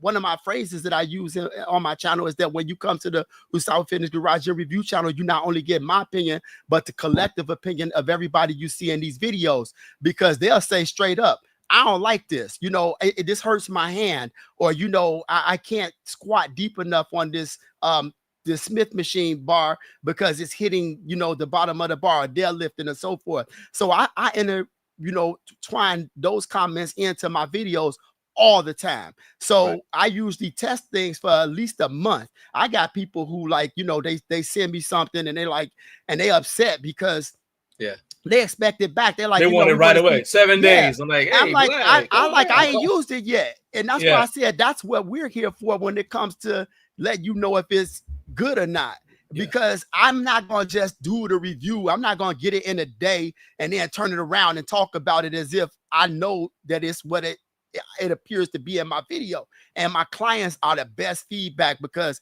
I got clients all the way from 17 to 82 years old, and I get comments, from them all the time. So the B-roll is the part that they play is, number one, they're a blessing in that they allow me to film them. And it makes the videos look, more impactful because people get to see somebody that looks like them. And and that's always nice. And then, just to get the feedback from them, I should probably start having them talk, but they in the middle of their workout. You know what I mean? So I don't want to be like, hey, tell me what you think about it. I did that with a Expedience video and that went well, but I don't usually do that. Right. So Trevor said back in the pandemic, everybody was balling on a budget, but those of us OG home gym owners were straight chilling.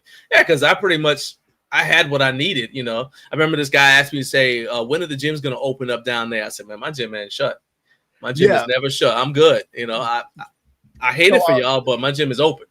Man, my gym was whack. All I had was I had a little room, and I had in there I had a weight bench, with a stackable barbell weight bench, and some dumbbells, and a old recumbent bike. But that was my gym at the time, and the pandemic forced me to create a bigger one outside, but and that was a blessing. But for a long time, my home gym looked like the old home gym. Huh?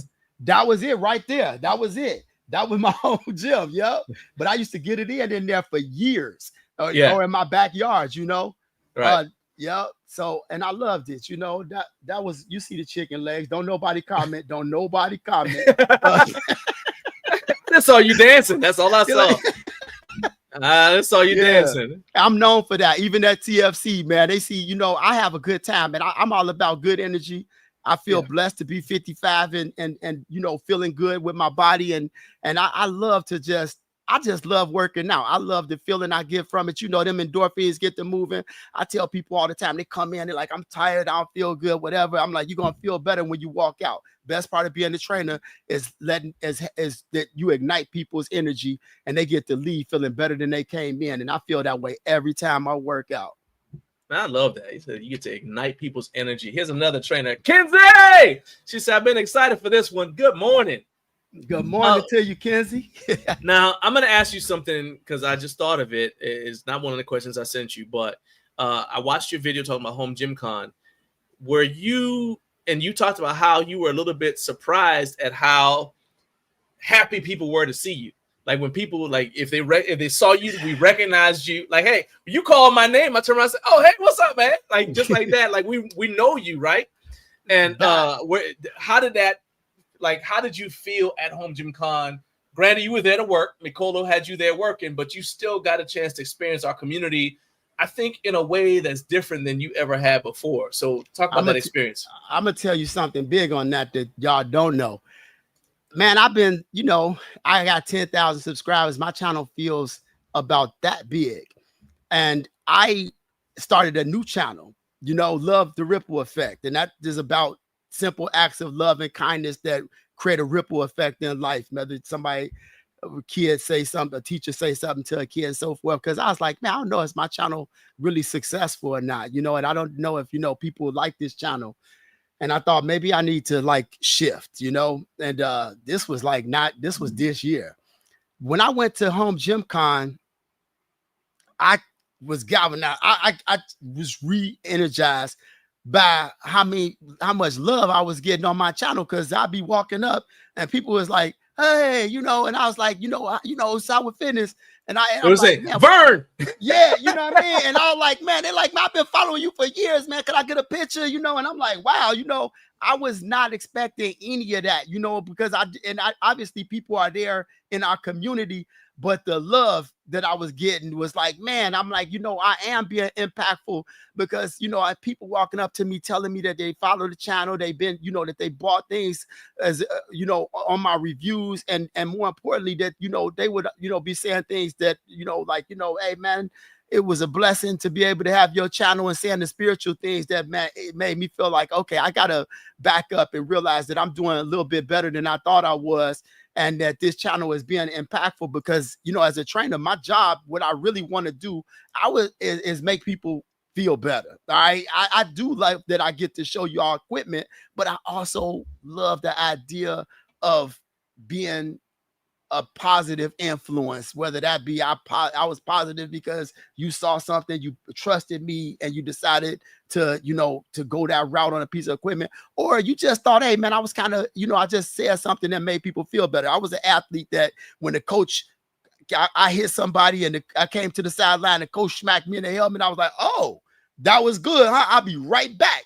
I'm about to do that even harder. So when I got that feedback from people telling me that they liked what I was doing, man, that made me feel so good. I came back here and I'm so excited for 2020, the end of 2025, because I really want to, drive out some content. I have been a little sick and stuff like that. So, that might have been part of why I was in my feelings as far as what this channel was doing too. But I'm like, man, I was so excited coming out of Home Gym Con, just feeling the energy of the people, the manufacturers and the content creators. It was amazing. And I never miss another one. And next time I go, I'm going to go on my own. That actually was a question I was going to ask you later on, but we get to that point. But that to me is exactly the feeling that we have. That's the feeling we had in French Lick. Because you go to, French Lick, people our age will understand this. When you say French Lick, I think Larry Bird. Okay, that's all I knew. I expected to like get there and see him like working at McDonald's or so, just kind of like walking down the street. Yeah. But after going there that first year, man, I was like, you know what? I actually really enjoyed this, and it was mostly just the people. And to be honest with you, I can say that a lot of us, you're not the typical home gym owner. I'll be honest with you. All right. And what I mean by that is a lot of us are home gym owners because we kind of introverted, right? And no, no, that's okay. It's just like we don't really want to be like out in the public, and so like I'm just trained at home. But when I got to Home Gym Con, and I heard this from multiple other people, it wasn't like we felt like we're like most of the time. I'm like a functional introvert, meaning I'm fine by myself, but I can get up, especially because of being in the military. I can kind of project, not like a false impression, but it's kind of like I can get up like to accomplish what I need to accomplish. And I try to give my energy to the people I'm around. And then when I go home, I'm exhausted because I gave you everything I had, right? Yeah. So I didn't feel like that at Home Gym Con because it's like I was surrounded by me. You know what I mean? We didn't actually have to talk. We could just kind of like be around each other, not talking. Like, yeah, it's cool. And you think, fine. Yeah. And you think that I'm different, but I'm not. I'm a hermit. Okay. I'm 55 years old. I live by myself. People are, I got 3 kids, and but they don't live here at the, but like my whole thing is I need my energy. When I finish at the day, I go home, I sit back, I go back into the house. I'm chilling after work. I am considered an introvert, and that I could walk into a room with 5,000 people and make 4,999 friends. But there you go. When I'm done, I just like to be alone. Yeah, because it can exhaust you. Like literally, you just like And at this year's event, it was so much bigger that there were multiple times where like Naomi and I got to kind of de-stress a little bit because we had to go edit video. Right, we go upstairs with the Osmo. Like, all right, let's take a video off of here and switch it over to the hard drive, and then go back down and do more things. So we kind of got breaks. But I saw people who were like, they would like go in the hallway and just kind of just be in the hallway for a little bit because the music, the noise, the crowds and stuff started to become a little bit too much. We got a couple more about the thinner gauge steel rack, and then we'll move on to the next thing. We'll wrap that one up. So Joey said, and I agree with this, Joey. He said, my biggest concern with the thinner gauge steel is if you over tighten the hardware, the metal can deform, and that creates weak points. And he said, but if it's properly assembled or the connections are reinforced, you can use a thinner gauge steel rack for a long time. And I agree with that. And Carp said, yeah, you don't want the steel to dimple and cave in when you tighten the bolts. And that's the biggest danger there. That's definitely, and I see that on a lot of like benches and stuff like that that are lower quality. And that's one place I would never, okay, let me say this. Get a good bench. Yes, because the bench isn't holding up. Get a good bench. If it's rated for 300 pounds, that includes how much you weigh too. Okay? That is a place that I will always say, get a good bench, because you laying under that. You know what I mean? Your rack, you need a good, strong bench. Don't cheap out on the bench, y'all. I promise you, for your own safety, don't ever cheap out on your bench. That's not a place where you want to ball on a budget. You got some subscribers. Kevin from Japan said he subscribed to you. Make sure you sub back to Home Gym Gains too, Vern. He's trying to grow his channel too. I will definitely do that. And Kevin's my man. Yeah, thank you, y'all. First of all, let me just say, could I just take a second to thank everybody? First, John, I appreciate you, man. But I also just want to thank the community, because, man, I do love this.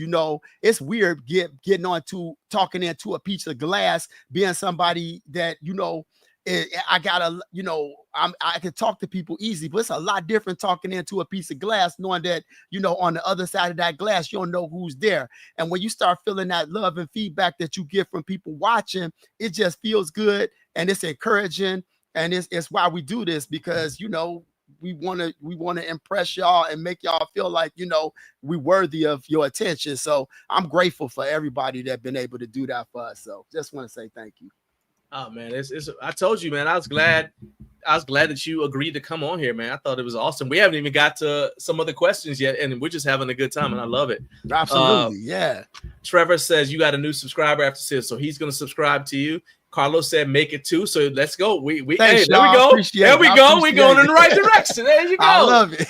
Subscribe to my guy. And look, we are on LinkedIn. So those of you, Vern no longer has a presence on LinkedIn, but if you are a brand that's interested in working with him, he does do brand deals. He does promote your product. We're going to talk about this a little bit later, but Vern has a product video that's got 79,000 views. He's got several that have 50, several that have over 20,000 views. So the dude knows what he's doing. He's going to give you high quality production value because he puts his time, energy, effort, and skills into every project. So if you want to reach out to him, his contact information is in the description of this video on LinkedIn as well. So make sure you guys are checking him out. And I'm gonna try to talk him into going back on LinkedIn. Okay, I'm gonna try.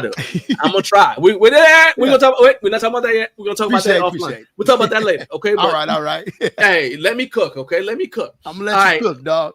All right. Matthew Porter, what's up, my man? He said, "What's up, Vern?" I know he ain't saying hi to me, but that's okay. That's all right. That's fine. Vern, the only one you see. Okay, that's fine. I did Trevor, see a question I wanted to answer when we get a chance. Oh yeah, we headed that way. I think I know the one you're talking about. But Trevor said about you said you got chicken legs. Trevor said your legs are only there to hold up a massive upper body. That's the only purpose of a leg. There we go. All right, so now I know the answer to this, and I actually did not know this until I started researching you for this interview.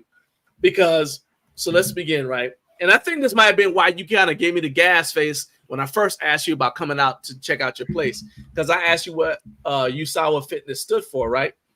And in my defense, and I don't even know if you knew about this organization, but there's an organization called the United States All-Round Weightlifting Association, and they're dedicated to honoring the old-time lifts that were done by people like Henry Steinborn, what you call it? Here we go. George Hackenschmidt. So like the hack squat, he invented the hack squat. Actually, George Hackenschmidt is a reason why we bench press today, because he came up with he started doing horizontal pressing. Pat Casey, all those people from back then, right? And it's an actual organization that has competitions. In fact, they had a competition at Home Gym Con. So so their initials are USAWA. They are a sub affiliate of the International All-Round Weightlifting Association, IAWA. So when I saw Usawa, I was like, oh, he's connected with them. So that's why I asked you that, right? Okay. Yeah. So I guess Vern saw my question. He didn't even answer that. And then that was that. And then I was like, hey, man, can I come out and check out your place? Because I'm thinking he does stuff like that. Let me come check it out. Vern, no, it was like radio silence. So we're going to clear the air today, though. It is not because of that. Like I said, I found out what it is, but I want you to tell people in your own words what Usawa stands for. All right. So it's a great question. And Usawa is a Swahili word for balance. So I wanted to name my company, Balance Fitness.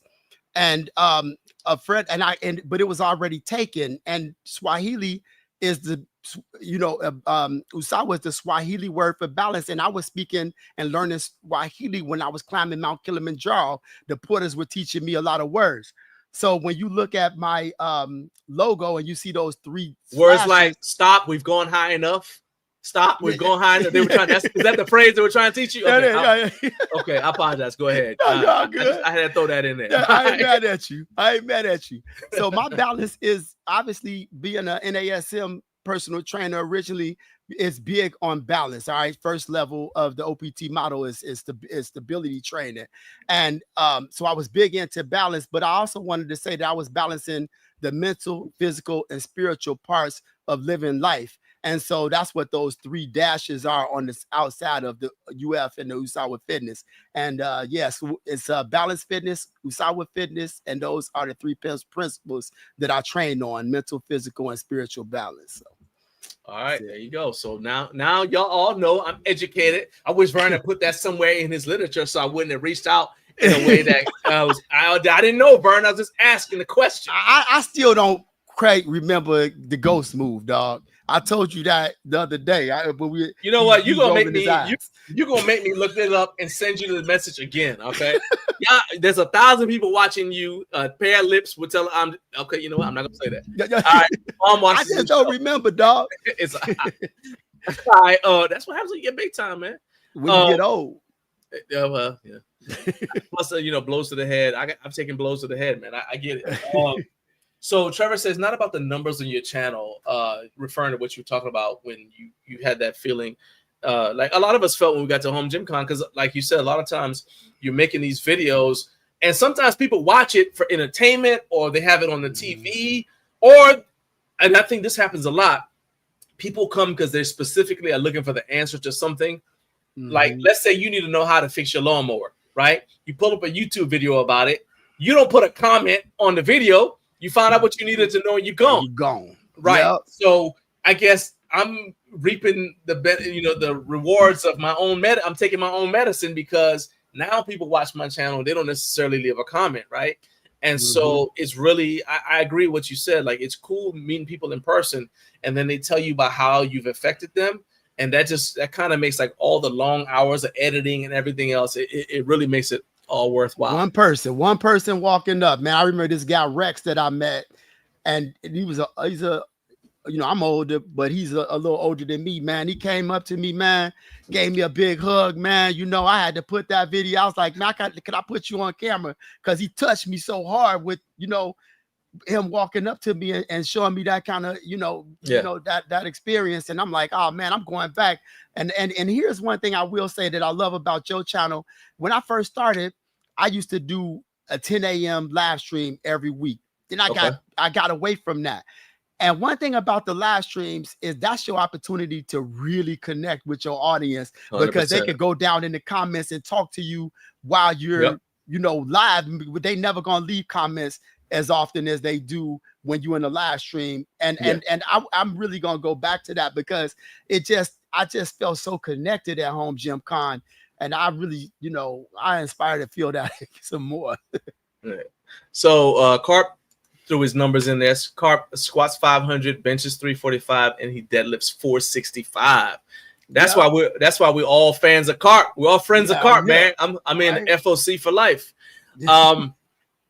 So let's see here. So Trevor says talking head shows are the hardest to make. He says, like, I'm talking to my other personalities. So Trevor has a podcast called the Disgruntled PM podcast where he talks to other project managers. And so he understands, like, you bring people on, you schedule them. And I like to not. So I'll just tell you, hey, and I know some, you know, I'm gonna say it. I know that there are people out there, some of y'all out there watch my show and you taking notes, and I see you duplicate, and I appreciate the compliment. So I'm gonna just go ahead and give you this one free.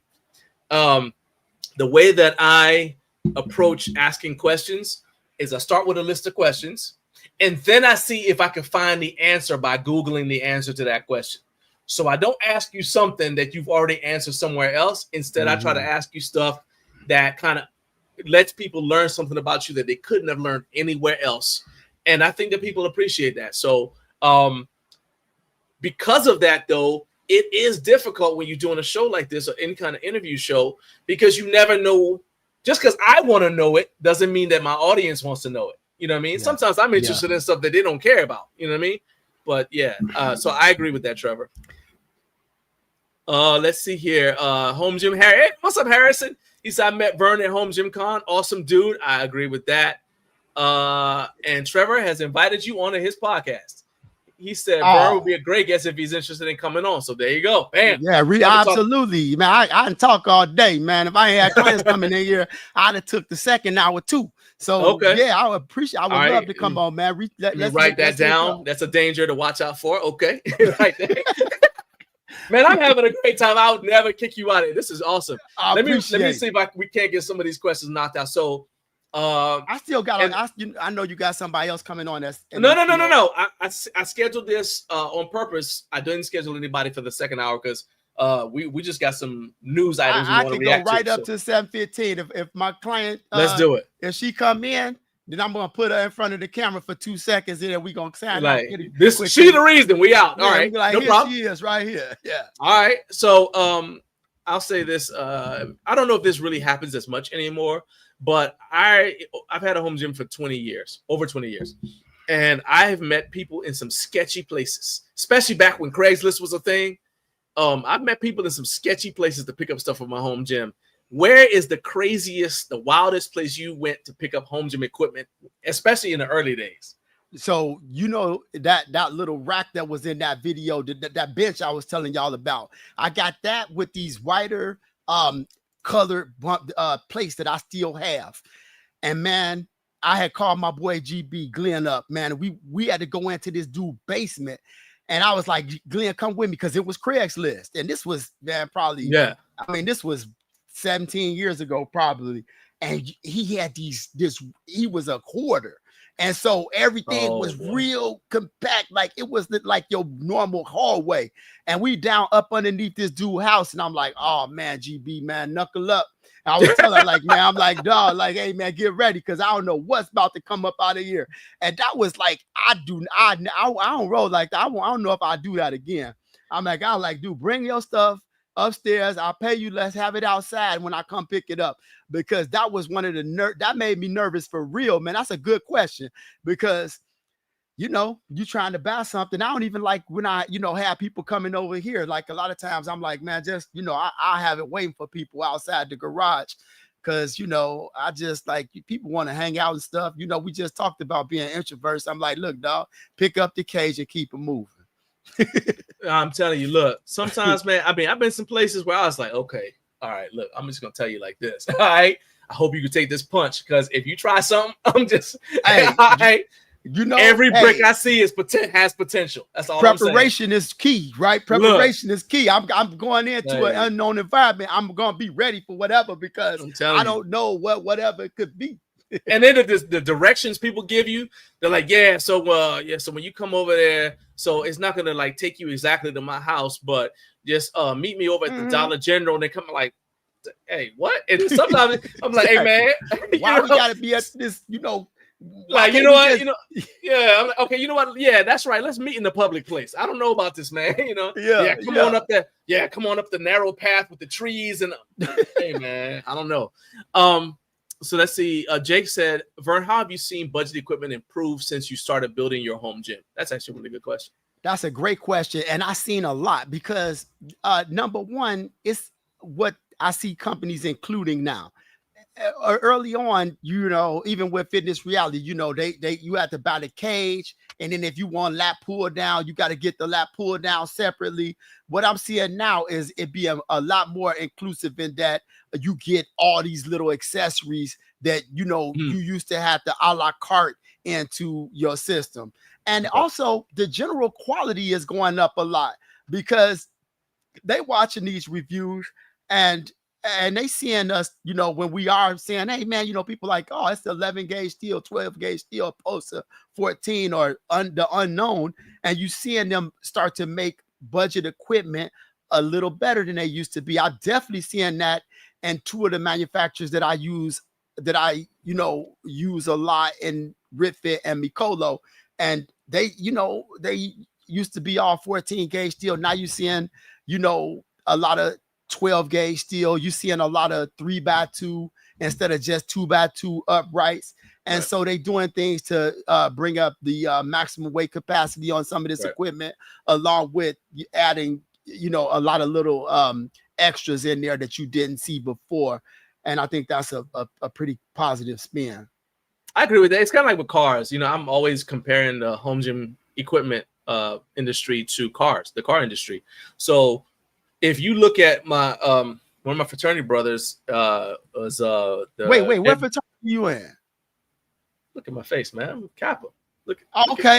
Yeah, come on, man. All right, you got come the on, cane. man. We about to make John put the cane out on us, dog. I mean, yeah, I see where he at, man. See how pretty I am. The Kappas used to do it. You see how pretty I am, man. Come on, man. So, but he's the general manager of a Mercedes dealership.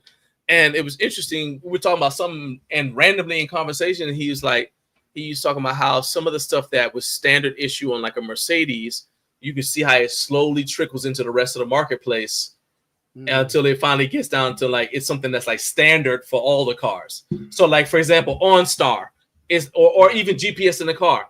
Originally, that was something that was in Mercedes, but nobody had it in their car. Now it's nothing to go buy a car and it's got GPS already in the car or truck, right?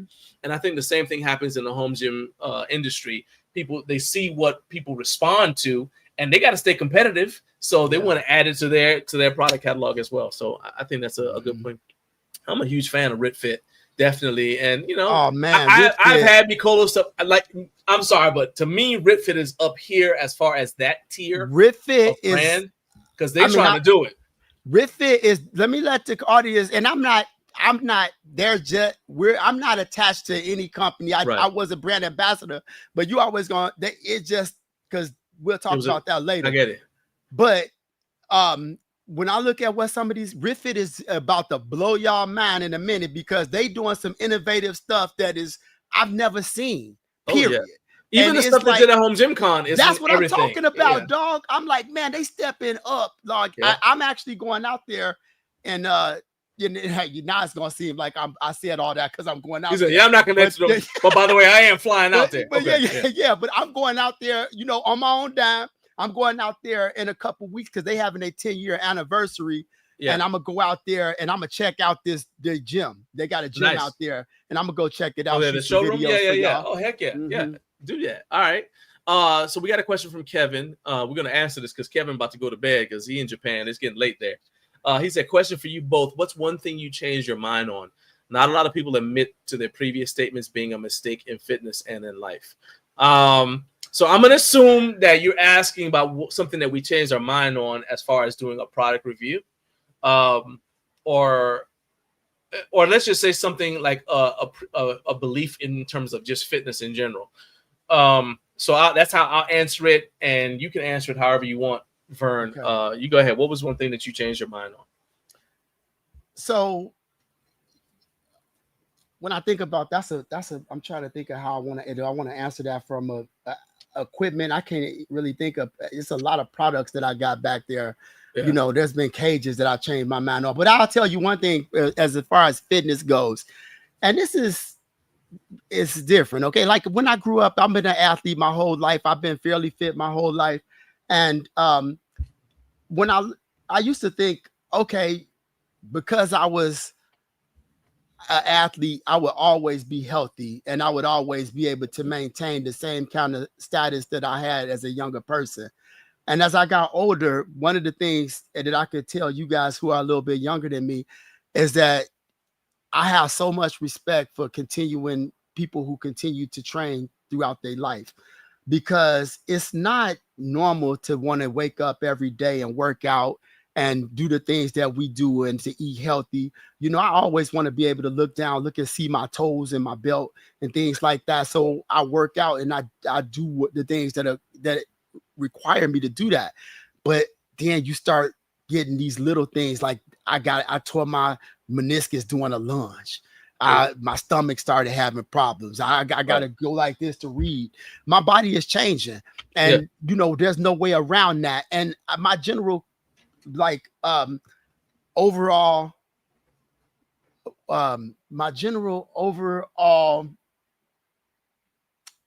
sense of awareness to what aging has changed so much, because I realized I ain't different, and I'm gonna have to face the same challenges as I age as people who never worked out. And I was like, oh man, that person isn't fit because they don't do what I do.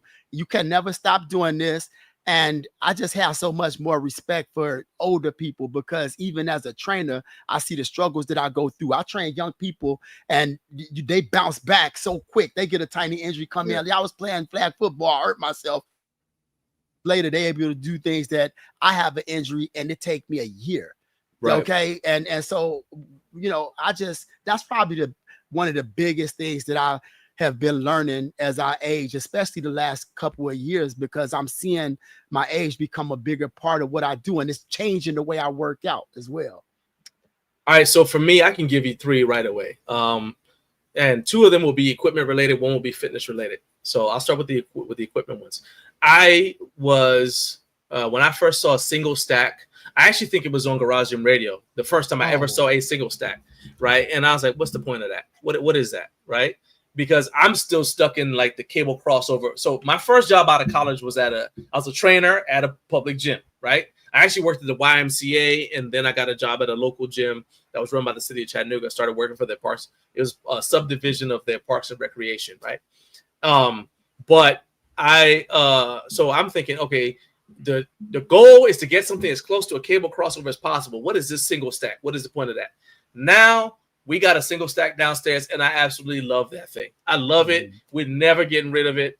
And in some ways, I actually prefer it to a functional trainer, which would be the closest thing to a cable crossover. And I always thought the landmine was a waste of time, because I didn't see anything that a landmine did that you couldn't accomplish by doing something else. So, for example, let's say like the rotation, the wood chops. I'm like, well, you could do that with a cable, with a cable machine. You could do Russian twist with a medicine ball. Why do I need to add this thing into the gym, this extra thing into the gym?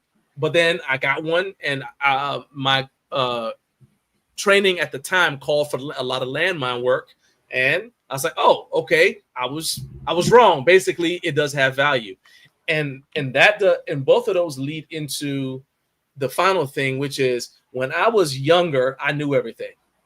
Mm-hmm. Okay. when I was, especially when I had just gotten certified. I had at one time I had 3 certifications. I was certified by the National Strength and Conditioning Association. I was certified through the the Cooper Clinic for Aerobics Research. And then I also had the YMCA certification. And then, you know, I went to like seminars, Perform Better. I met Charles Poliquin at a Perform Better seminar. So I thought I knew everything. And so if I saw somebody doing any kind of exercises that I hadn't seen before, yeah, I was the expert. I still remember I saw a guy, Jesse Rogers, who until recently was the president of the Southern Powerlifting Federation. I remember meeting Jesse when he was still competing. Now, Jesse had like an 800-pound deadlift, and I see him doing speed deadlifts, and I go to him, I'm saying, yeah, you know, you get better results out of that if you slow down and you keep the time on that. Like, seriously. And I was like in my 20s. And to Jesse's credit, he didn't tell me, shut up, kid, go away. He just looked at me. He kind of said, okay, and then just like smiled and let me go. Yeah. But now I know what he was thinking. Like, man, exactly. You know what I mean? So at the time, so I've learned to become a lot more open-minded about movements. And to me now, it's like, don't judge a movement just because you see somebody doing it and you've never done it before. Yeah, absolutely. Instead, look, it's maybe something that has validity that you just have never encountered before. So I'm a lot more open-minded now about movements in general. So those are my 3. Then let's see here. I love landmass, by the way. That's one of my favorite pieces of equipment. I love landmass.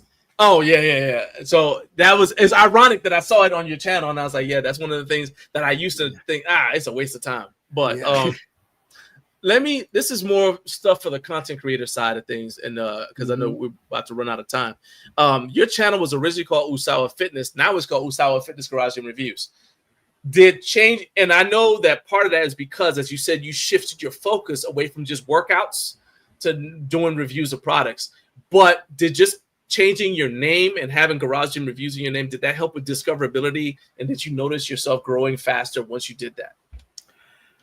I hope it did. I did that because I built the garage, you know what I'm saying? And I saw so many people doing, garage gym reviews, and I moved from the backyard to in here.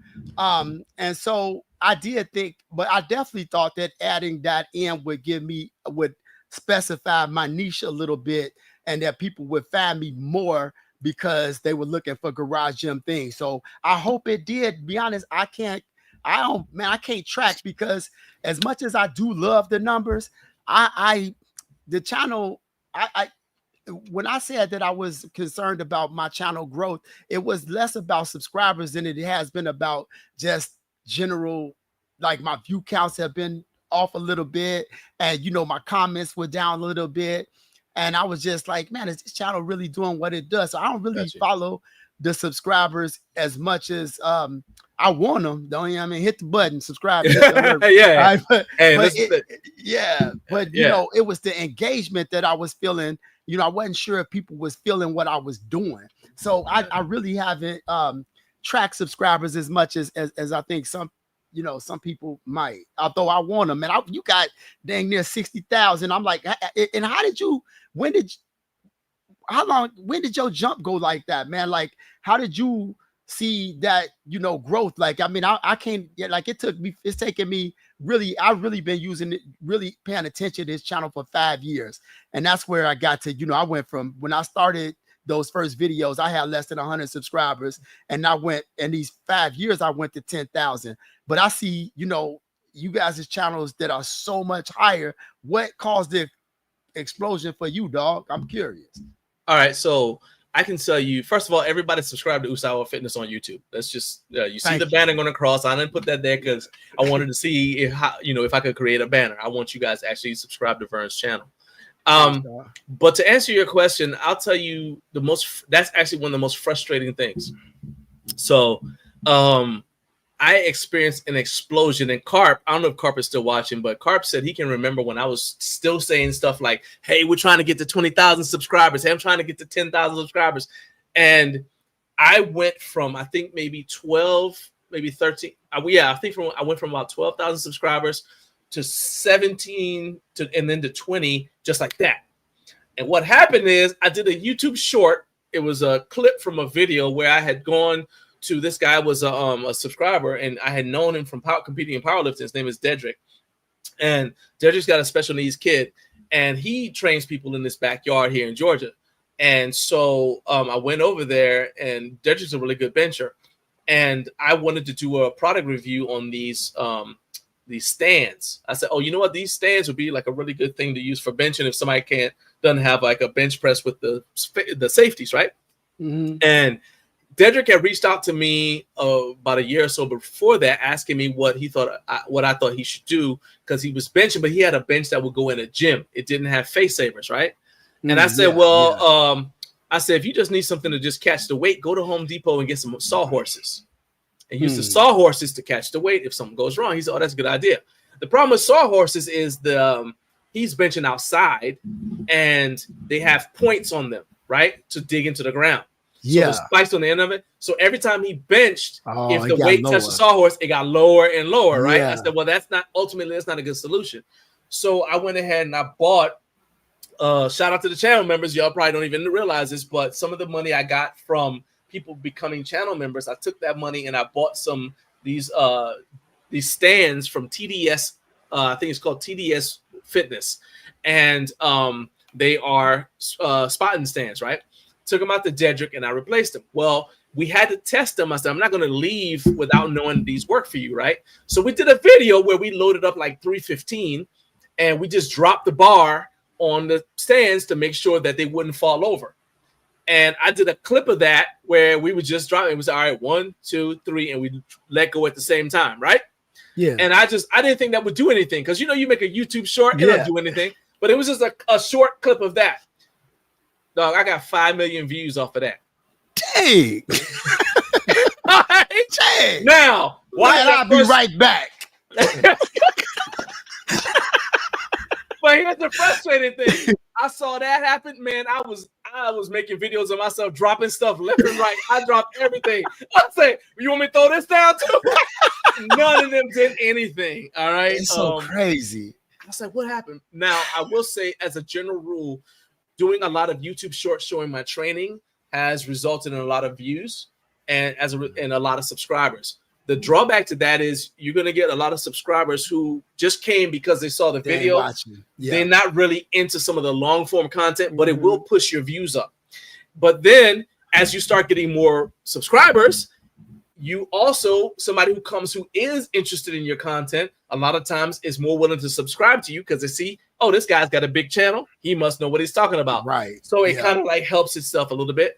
And then it also helps with doing brand deals because they say, oh, he's got this on his channel or whatever. And I would say it definitely helped with this show, because if I try to start the show and I had 200 subscribers, I don't know what kind of results I would have had. Right. But because I already had like a built-in kind of like presence of a sort in the community, people were more willing to not only come on the show, but also just watch the show and be a part of it. Like there's 1,472 of you guys watching right now. I appreciate each and every one of you. And just like Vern said, I want you to subscribe to Vern. Hit the like button and subscribe to me too, because I'm still trying to grow. I've been stuck at 59,000 for way too long. I need to get. I got places. I'm trying to catch Gluck. Okay, exactly. Trying to catch Gluck. So speaking of now with you, your most popular video, the Sunny Health and Fitness Mini Stepper Review. And in fact, I'm gonna pull that up right. I'm gonna pull that up right now, because that video has, let me look at it right now, 79,000 views. It is about 4 minutes and 36 seconds long. What was the key to that video being so successful? It's gonna blow your head. So, I was doing all the studying on how to present on YouTube. And in that video, I was trying to say, how I like to clown, right? I was trying to sound more serious, right? So I was on there. So I'm like, this is the Sunny Health and Fitness. You look like you're just being a little aggressive in that video. Look at that. Dude, people think that it's like what's those guys? Peel, like the two guys that the comedians. Key and Peele. They thought it was a Key and Peele thing, dog.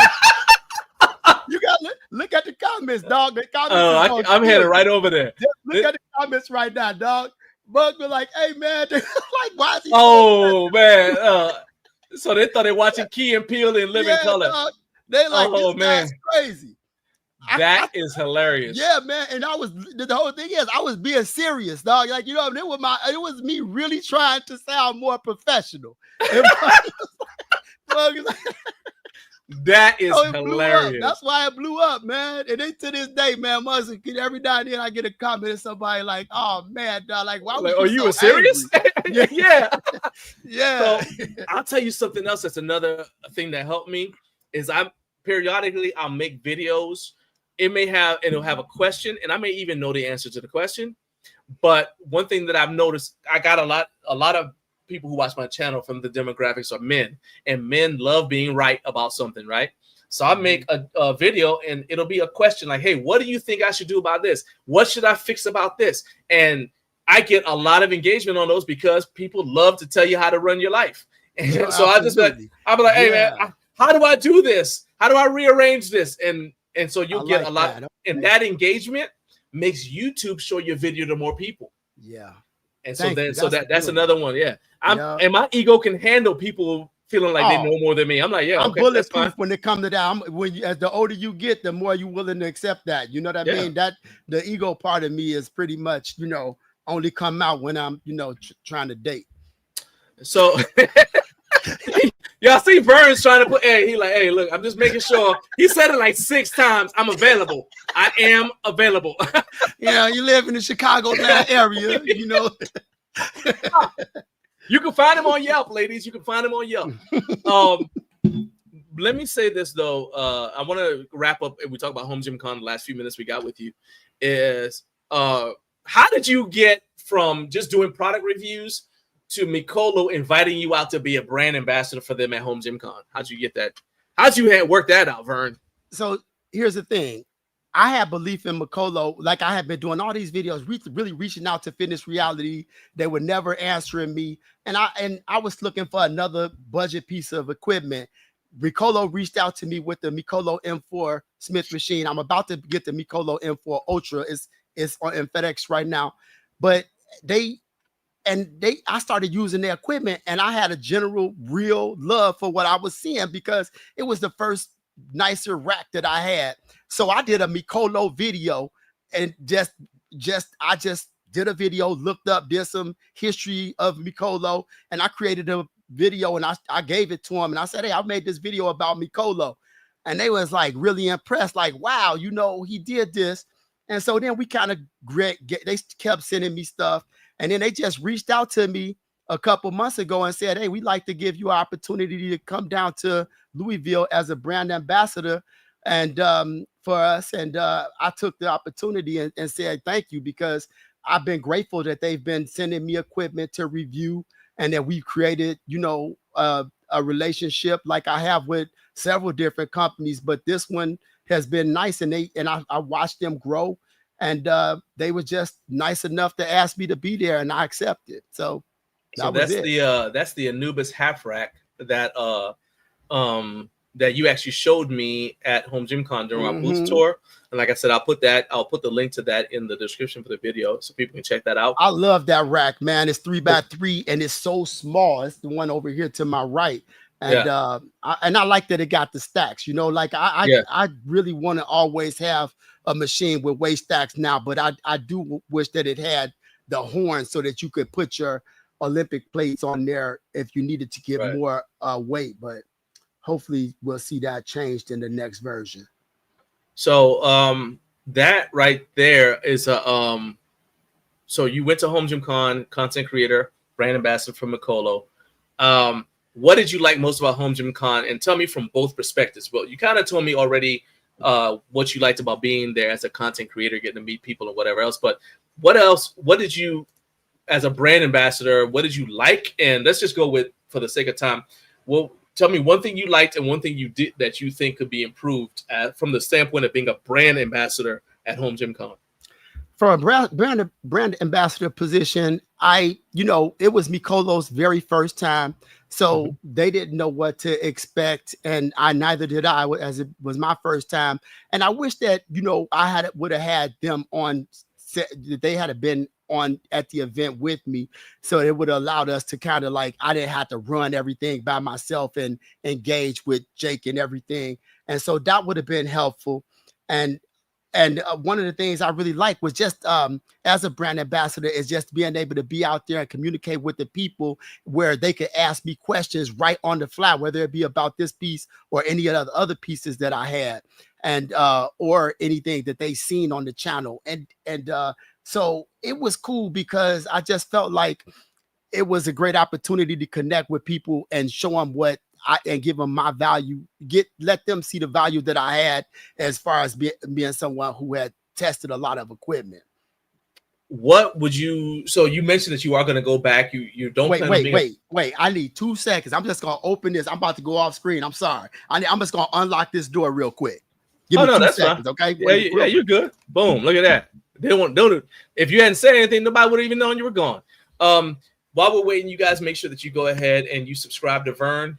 I'll go ahead and throw this up here again. Subscribe to Usawa Fitness on YouTube. You can also check him out on Instagram. Follow Usawa Fitness on Instagram. He's got a lot of content there.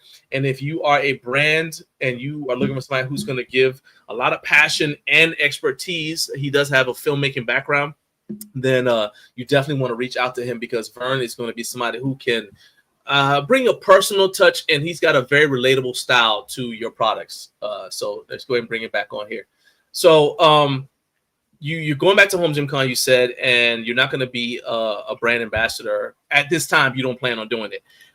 What would you say is a lesson that you learned from the experience this year that you can use to enhance your experience when you go back next year? Remember, we're going to have 3 days instead of just 2 this time.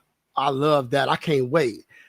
Next time I go, here she is. I gotta send a quick text. Talk for a second, John. She's trying to figure out. Ask you a question. Tell her come on in. What you say? Tell her come on in. That's what I'm telling her. Oh yeah, come on in. She out there right now. She just hears me. Yeah. Let me just tell her. She might be at the back of the garage, so we'll see. Oh, go ahead. Go let her. If she can she get in? I think so. Okay. Let me just. Where are you? Let me just ask her real quick. Yeah. All right. Yeah, that's fine. And the reason I asked that question is because when we went to Home Gym Con, every year I go, I'm like, okay, I'm gonna do this better next time, or I'm gonna do this better next time. And so, like, for example, I'm not gonna wear the same shoes because my knee, I got a bad knee, and my knee been on that concrete all day. Well, Lord Jesus, help! Oh man, I about to put a prayer cloth on both knees because it was rough, man.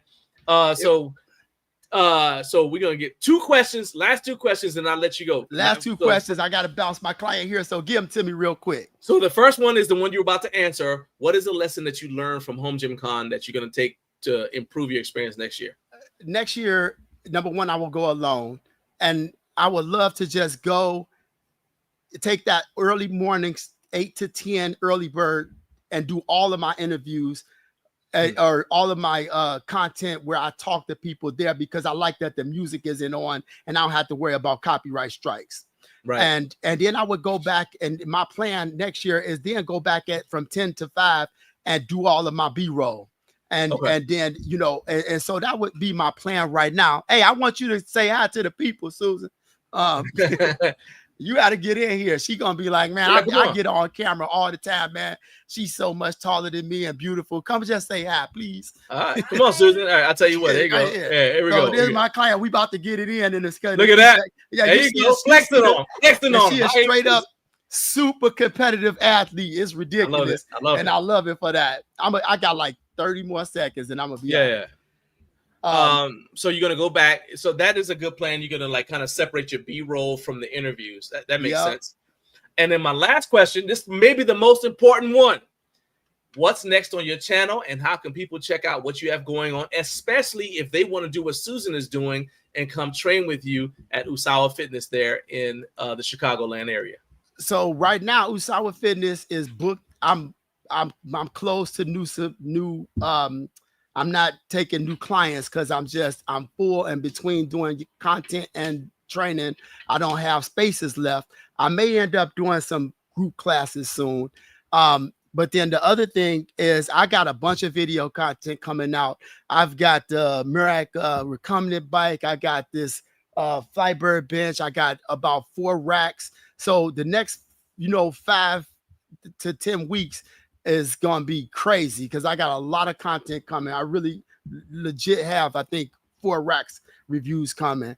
And so, and also the biggest thing I want to tell you guys is that I'm going back to my 10 a.m. live streams. So please join me on those. I'm going to be giving you guys some great content, and hopefully you guys going to check in and check me out. Now you can see me try to imitate what John is doing as I get in his head and beg him to teach me to do exactly what he's doing. Oh man, I'm all about it. What day is that going to be on?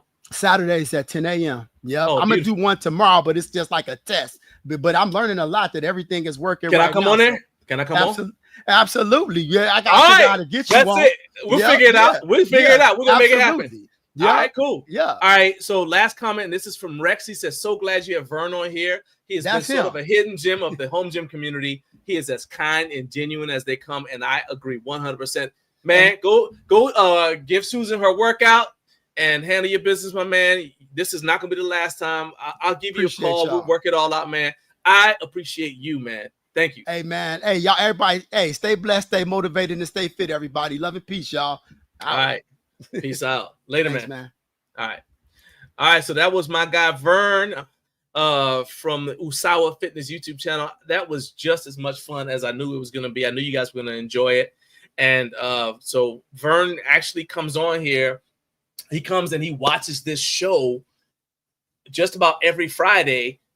But he's training clients usually when the show is on. So we had to work it out so we could get him on here. And so I really, really appreciate, value his time. And I hope you guys will subscribe. Even if you're watching on LinkedIn, please go to Usawa Fitness on YouTube. You see the banner going across the bottom of the screen. Go to Usawa Fitness and help Vern grow, and go ahead and subscribe to his channel.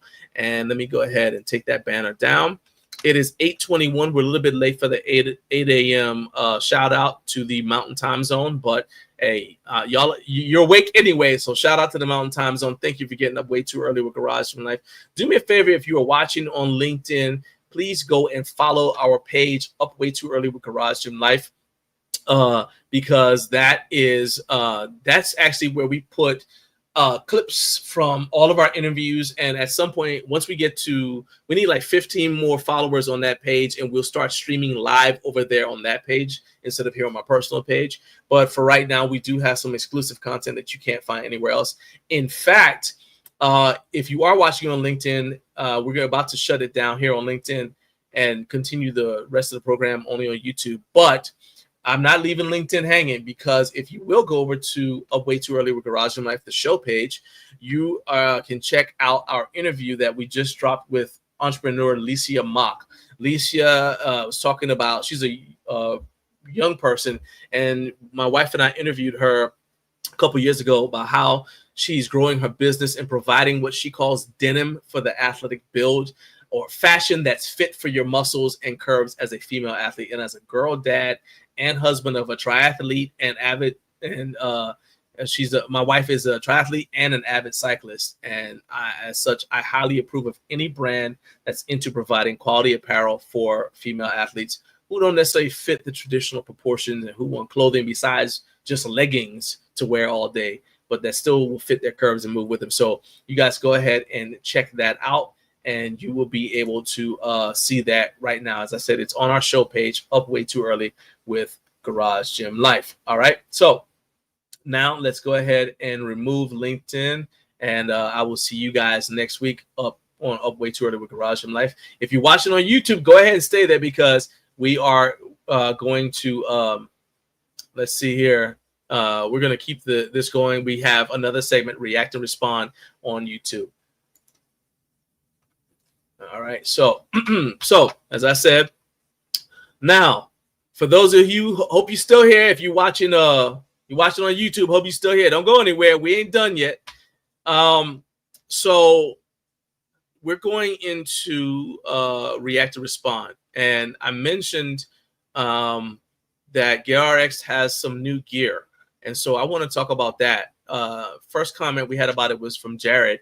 And he said, basically, and I agree with this. He said, I hope they bring all the new stuff that they're bringing out to Home Gym Con 2026. And I agree with that, man, because they dropped their tornado arms last week. We talked about it. And now they've got the Hyperglide and the Nexus. So let's go ahead and take a look at the, I believe this is the Hyperglide. Let's check that out real quick. Throw that in there. Is this the Hyperglide? Yeah, this is the Hyperglide. All right, so let's go ahead and share the screen so we can check out the Hyperglide, because I want to know what you guys think of this. So it's an all-in-one machine. If you're not familiar with the GetRx Hyperglide, it's got an adjustable foot plate that said with guide rods, got dual plate sleeves. You see all the different exercises doing it. When I first saw this, I was like, it looks like they're kind of trying to position themselves to compete with the Freak Athlete product line. And what is the other one? Is like the Nord Bench, I think. And to a certain extent, the Iron Master Super Bench. What do you guys can see all the different things that you can do on the Hyperglide. What do you guys think of the Hyperglide? So Carlos said, we ain't going nowhere. Hey, I appreciate that, man. Hang out with me. We still here for another 30 minutes. So Joey said Shogun X has the same unit. So is this, I'm not familiar with the Shogun X unit. Joey, is this, just to be blunt, is this just a direct copy, or has GetRx, like in what ways is the GetRx unit different from the Shogun X? Because I don't necessarily want to see something that's exactly the same as something else. All right. If you're going to bring out something that's like something else, you need to have made some sort of change. And hopefully it's an improvement, from one product to the next. Don't just give me a carbon copy. You know what I'm saying? I don't like that. And Joey said, so I'm pretty sure both of these are white label units. That would make sense now if they were both made in like the same factory, which does happen quite a bit. And they just, slap a new product name on on it and say, okay, now it's this. And the danger, here's the thing though, the danger for brands in doing that is that's how you end up seeing your stuff on Temu or Alibaba, because the factory ends up making too much of it and they just say, oh, well, we'll just sell it over here. So there's that. Okay, so you'd have to look closer to see if they changed anything. That was my biggest thing, is like, if this is the Shogun X unit, if it's just like the Shogun X, then what would be what's the point of having? Well, okay, there's a point. It's competition, because I will say, if you have people on your website, as much as possible, you want to keep them on your website, right? So I can understand you wanting to keep people on your website, and so you provide something that may be similar to a competitor, so people don't feel like they need to leave your website to go find this other thing that might be a solution for them. But at the same time, you can't just copy, man. I mean, you got to have some sort of pride, right? Joey said, I'm not sure about the pivot point for leg extensions, but I like the angles for back extensions and GHRs. Okay, let's take a look at that. Yeah, it looks like the seat is a little bit short. So yeah, it looks like the pivot point for the seat for leg extensions isn't quite where it needs to be. But I guess you could always adjust where you're sitting, but then I guess your behind will be hanging off the back of the unit. I do like that it does multiple things, although you can have, I think there's a limit to what one machine should do, because the more things a machine does, the less likely it is to do any of those things well. Just because of the reality of how you're going to have to make compromises in design. Whenever you have a machine that does a lot of things. And that's something that we noticed even with the Freak Athlete Hyper Pro. There were things I was like, this could be better. I've tried stuff that's better at this, but that's because the thing that might be better at whatever the thing was a dedicated machine for that. You know what I mean? So there's that. Now looking at this, one thing I do like, and I could be wrong, but it looks like you don't have to take these attachments off, which is one of the things I don't like about the Freak Athlete, because when you take the attachments off of the Freak Athlete Hyper Pro, you got to figure out where to put them. And so that's our latest storage issue, figuring out where to put the attachments for our freak athlete. So if you don't have to take the stuff off of it, that right there is a plus in my book for the GetRx unit, and I guess the Shogun X product as well. Now let's you guys can keep on talking about, if you have anything else you want to add about the Hyperglide, you can go ahead and talk about and bring it up. But let me go ahead and put the other one that they brought out, which I'm not really into belt squats, but I know that this is a it's a hot item, and this is something that you could use with their seal roll pad. So this is the GetRx Nexus, and let's throw this up here.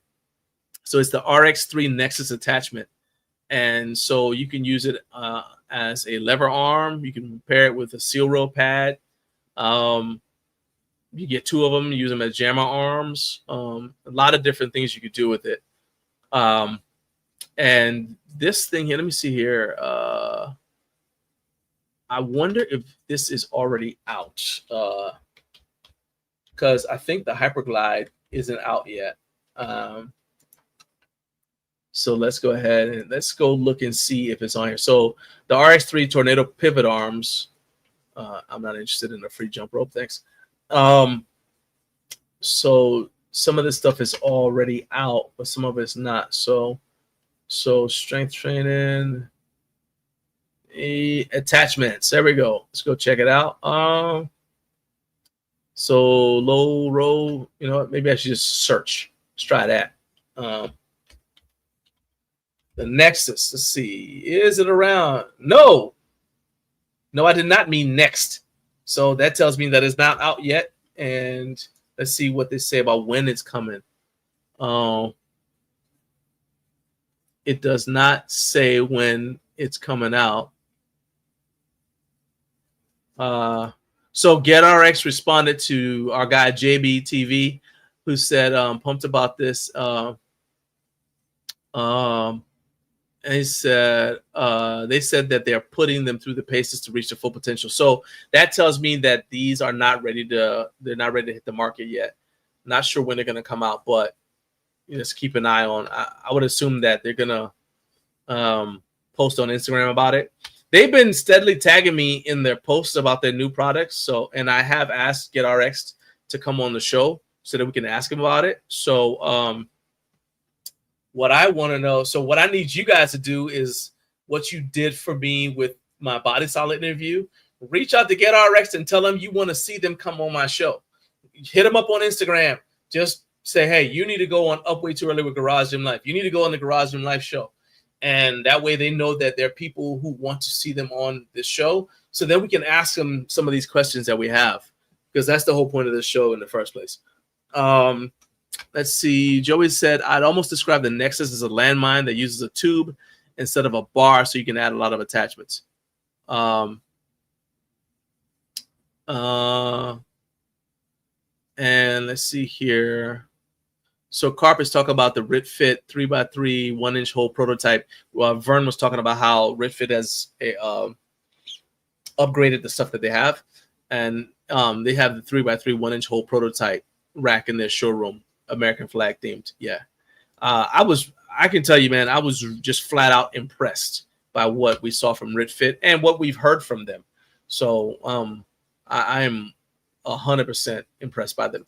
Carp also had something where he says, hopefully GetRx attachments fit on all imported Imperial racks. I saw a few folks that purchased the new center mount attachment and it didn't fit on Rogue racks or other similar true 3x3 racks. So that is another point. It's like I don't like it when Rogue does that.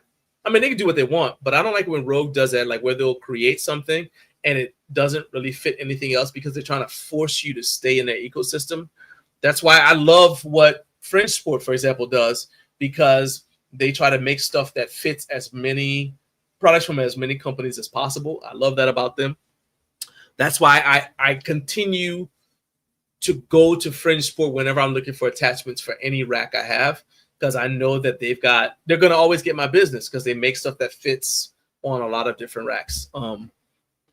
And I think that's just, I think that's just a better way to address home gym equipment. I mean, if you're making a power rack, you're making a power rack, but any kind of attachment to me should be something that fits on multiple products. Again, with cars, I mean, I like it. I know that in some cases, because of how stuff is designed, stuff is will only work on a Nissan and it won't work on a Ford. But as much as possible, you want stuff to be universal fit. Hey, thanks for joining us. We kept the show going just for your sake, Matt. So thank you for joining us on Up Way Too Early with Garage Gym Life. It's not early anymore, and it's even later for you, but you are always welcome, my man. And I'm always glad to see you join the show. That was another thing. So that was the GetRx Hyperglide and the Nexus. And I brought up Fringe Sports. So what did you guys think? I told you guys last week that they were doing an Instagram Live about the new, about their, I think they call it the Gibbon. Did any of you guys check out that Instagram Live? I watched it and picked it up and watched the entire thing. And I'll tell you that one of the things that I find hilarious when I watch these things is I go to the comment section, right? Because I want to see how many people ask questions that were actually answered in the video. Because that tells me who just watched the video without the sound on, right? So let's see, a couple of my so this is Peter and his ridiculously large sword. Pause. And the first thing that jumped out to me is Peter says in the video, this will work with other brands' products. And yet I still saw a ton of people saying, hey, will this work? Let's see here. I see here's that lifting IT guy. I see the cables fed from the top. Will there also be the option to feed it from the bottom for those with rep racks where the cable is off to the side?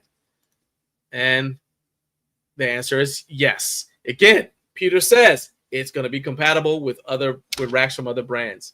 Shout out to Adam Yusfi, by the way. Adam does work for Bells of Steel and for Fringe Sport. So, as you can see, he had a hand in helping design this. Let's see. There we go. What can Brown do for you 98? Will it work with the Rep Athena? Again, Peter says it will work with products from other brands.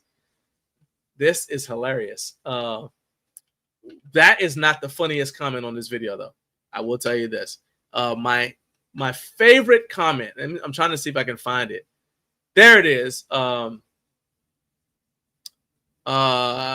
that's not my favorite one. This is cool. Not cool. Just interesting. EL Wallfire wanted to know if he could just order one since he only had one cable stack. And I'm like, shouldn't you still get two and just have a different center point? Because you still got two arms. I don't understand how that's going to work. There's the obligatory Voltra comment. Where is my man's comment? It was at the bottom. Let's see here. Hang on. Let's see here. Oh my goodness, I can't find it. I know it's on here. All right, so I thought this was this. Oh, there. Hold up. It's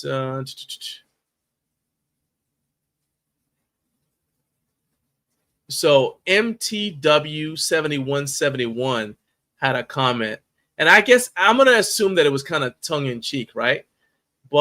And I can't find his comment now, but I saw it this morning. He said he graciously invited Fringe Sport to send him a prototype so he could film some videos. I quote, he could film some videos for socials in other home gym communities. I was like, seriously? Like the thing isn't even out yet. And look, it ain't all about how many followers you have, but all I'm gonna say is he's got 108 followers and 0 posts. And his comment was, hey, go ahead, send me one of these. And if you send me one, I will post, I'll shoot some videos for social media and for other for other home gym communities. I'm like, wow, what a time to be alive. That's awesome. That's hilarious. So, and all right. So Joey said, I didn't get a chance to watch it all, but they look pretty cool. I know Carp watched it, and actually Carp had a good question. Let's go back in here and see what his question was. Let me, so I just, hang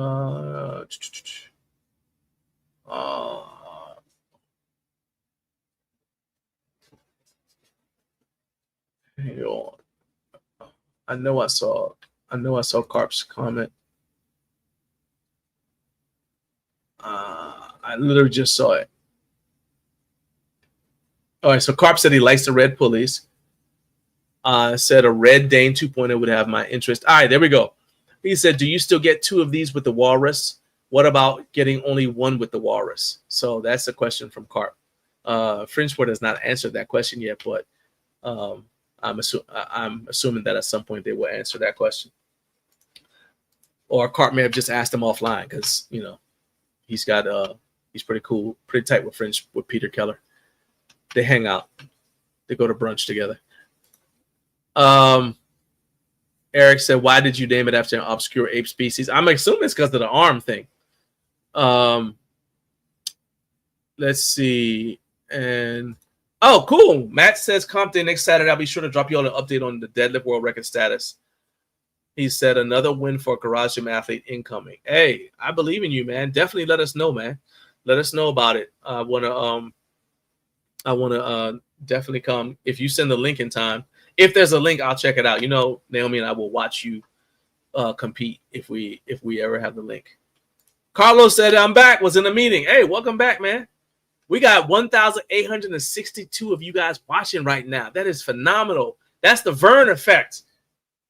Got Vern on here. We got 1,800 people watching. Please, all of you, hit like and hit subscribe for me. All right. That's how this channel grows. Do me a favor, especially right now, because YouTube is deleting the old accounts. And some of y'all need to go verify your emails because YouTube does not like it if you don't verify your emails, and they'll delete your account. And then I end up losing subscribers. So make sure you got your life together. All right. But hey, appreciate you. Like and subscribe. Matt says, I'll see if they run a competition live. There are multiple records up, so it'd be a shame for them to miss out on doing a live. Yeah, I mean, you know, some competitions, though, they're like in obscure places. Internet connection is shaky. And to be fair, the contest promoter usually doesn't want to have to deal with that. And they also a lot of times don't want to have to pay somebody to stream live for them. So I get it whenever there isn't a live stream. But if there is one, get us the link so we can all check it out. Matt says in the UK we got to verify by ID now. Yeah, I mean, you know, I'm just saying it's crazy because I noticed that our channel numbers were going down in terms of subscribers, and I checked that stuff, right? And it turned out it's because roughly around this time of the year, YouTube will go through and anybody. So let's say you get like all your cousins to subscribe to your YouTube channel. Not saying I've done that. And they don't normally use YouTube, right? But you just like, hey, I don't care. I need to hit this goal or whatever. Just open up a YouTube account. You got Gmail, open up a YouTube account, subscribe to me, right? All right, cool. Well, that works for a little bit, but then if they're not active on YouTube and they don't use Gmail for anything, Google will interpret that as a dormant account and they might delete it. So then you end up losing those subscribers. So that's just a little tip for you. That's why it doesn't matter where you are, you got to consistently grow. Consistently keep on growing. Only 2 more items coming up. This is not really a huge thing, but it kind of like got my attention because we had, if you guys remember back in May of this year, we had Ari from Trade My Stuff on Ari Kimmelfeld on the show, May 2nd of this year. And he, his business is basically, he picks up your used Peloton, double checks it, make sure that it's in good shape. And then they do a white label, like they will then deliver it to someone who buys it off their website. They set it up for them and they give them a warranty, right? Well, Peloton, I guess, noticed that was happening. And so what Peloton is doing now is they decided, hey, we want to jump into that market. And apparently it worked out for them. So they are now expanding. So Peloton, and I just saw this on Athlete Tech News. I'm subscribed to a lot of different things as well as getting press releases. And Athlete Tech News, which is a newsletter that covers the fitness community in general. And it said in the fitness industry, rather. So they said that Peloton is expanding their resale market nationwide after a successful pilot.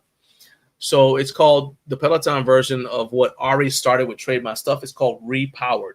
And it's just a way to gives people a way to sell or purchase pre-owned Peloton equipment. And it says it's got sustainability benefits and added transparency over third-party marketplaces. So basically, they don't want you selling your stuff on Facebook Marketplace because Peloton doesn't get any money out of that, right? They want to see if they can make money off of even the used product, right? All right, whatever. But and it was they initially piloted it in Boston, New York, and the Washington, D.C. metro area. And the platform has already generated over 400 listings, is now available for sellers across the U.S. So I don't know if this is interesting to you guys. I know Peloton's brand new are expensive. So the thing that gave me pause is that there is not really the warranty for a used Peloton isn't as robust as one for a brand new one, which is why I thought that what Ari was doing with Trade My Stuff and giving a replacement warranty and the white label, hey, we'll deliver it and set it up for you treatment was a game changer. So the reason I'm bringing it up to you guys now is, are you guys interested in this story? And would you like for me to have Ari come back on to talk about how his business is going to respond, if he's going to, like, what he's going to do in order to kind of meet the challenge of Peloton stepping in to compete with him in the used marketplace. Let's see here. Matt said a cardio company struggling to make that bag. Weight training for the win. I'm not biased. Hey, I mean, I don't knock Peloton though, because especially during the pandemic, man, people needed community, and Peloton was there for them in a lot of ways. I think that I'm not trying to get in anybody's pocket, but I see too many brands that do similar things to Peloton. Maybe you don't get all the bells and whistles, but I'm not sure the price is justified by what they give you. Let's just say it like that. But hey, if you got the money and that's what you want, that's what you want. It sounded like I could say I brought up Mercedes before, right? You could buy a Honda and they'll take you where you need to go. You don't have to have a Mercedes. So it's all in what you value. But all I care about is if you guys want to know more about this story, like I said, I'll have Ari come on, and I'll even reach out to somebody from Peloton, see if I can get them on the show to talk about this. All right. So if you're watching on replay and you are interested in that, go ahead, throw a comment in there. If you're watching live, go ahead, throw it in the live chat. Now, this is something I really need you guys' feedback on. I know some of you guys have started work, but take a second, go to the bathroom if you need to, so your boss doesn't see what you're doing. And I need to get some feedback from you, because I want to know what you guys found. A lot of us went to Home Gym Con intending to purchase equipment. I brought stuff home from Home Gym Con. Shout out to our friends at Iron Bull Strength. They hooked us up with some uprights, and because we're doing a giveaway, we're giving those uprights. We're taking those uprights and making a power rack, and we're giving it away to someone who trains people.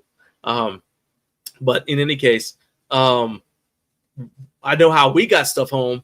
What I want to know is, you guys who didn't live in Louisville, how did you get stuff home? I know, Eric, I know you had a little bit of a journey to get your equipment home.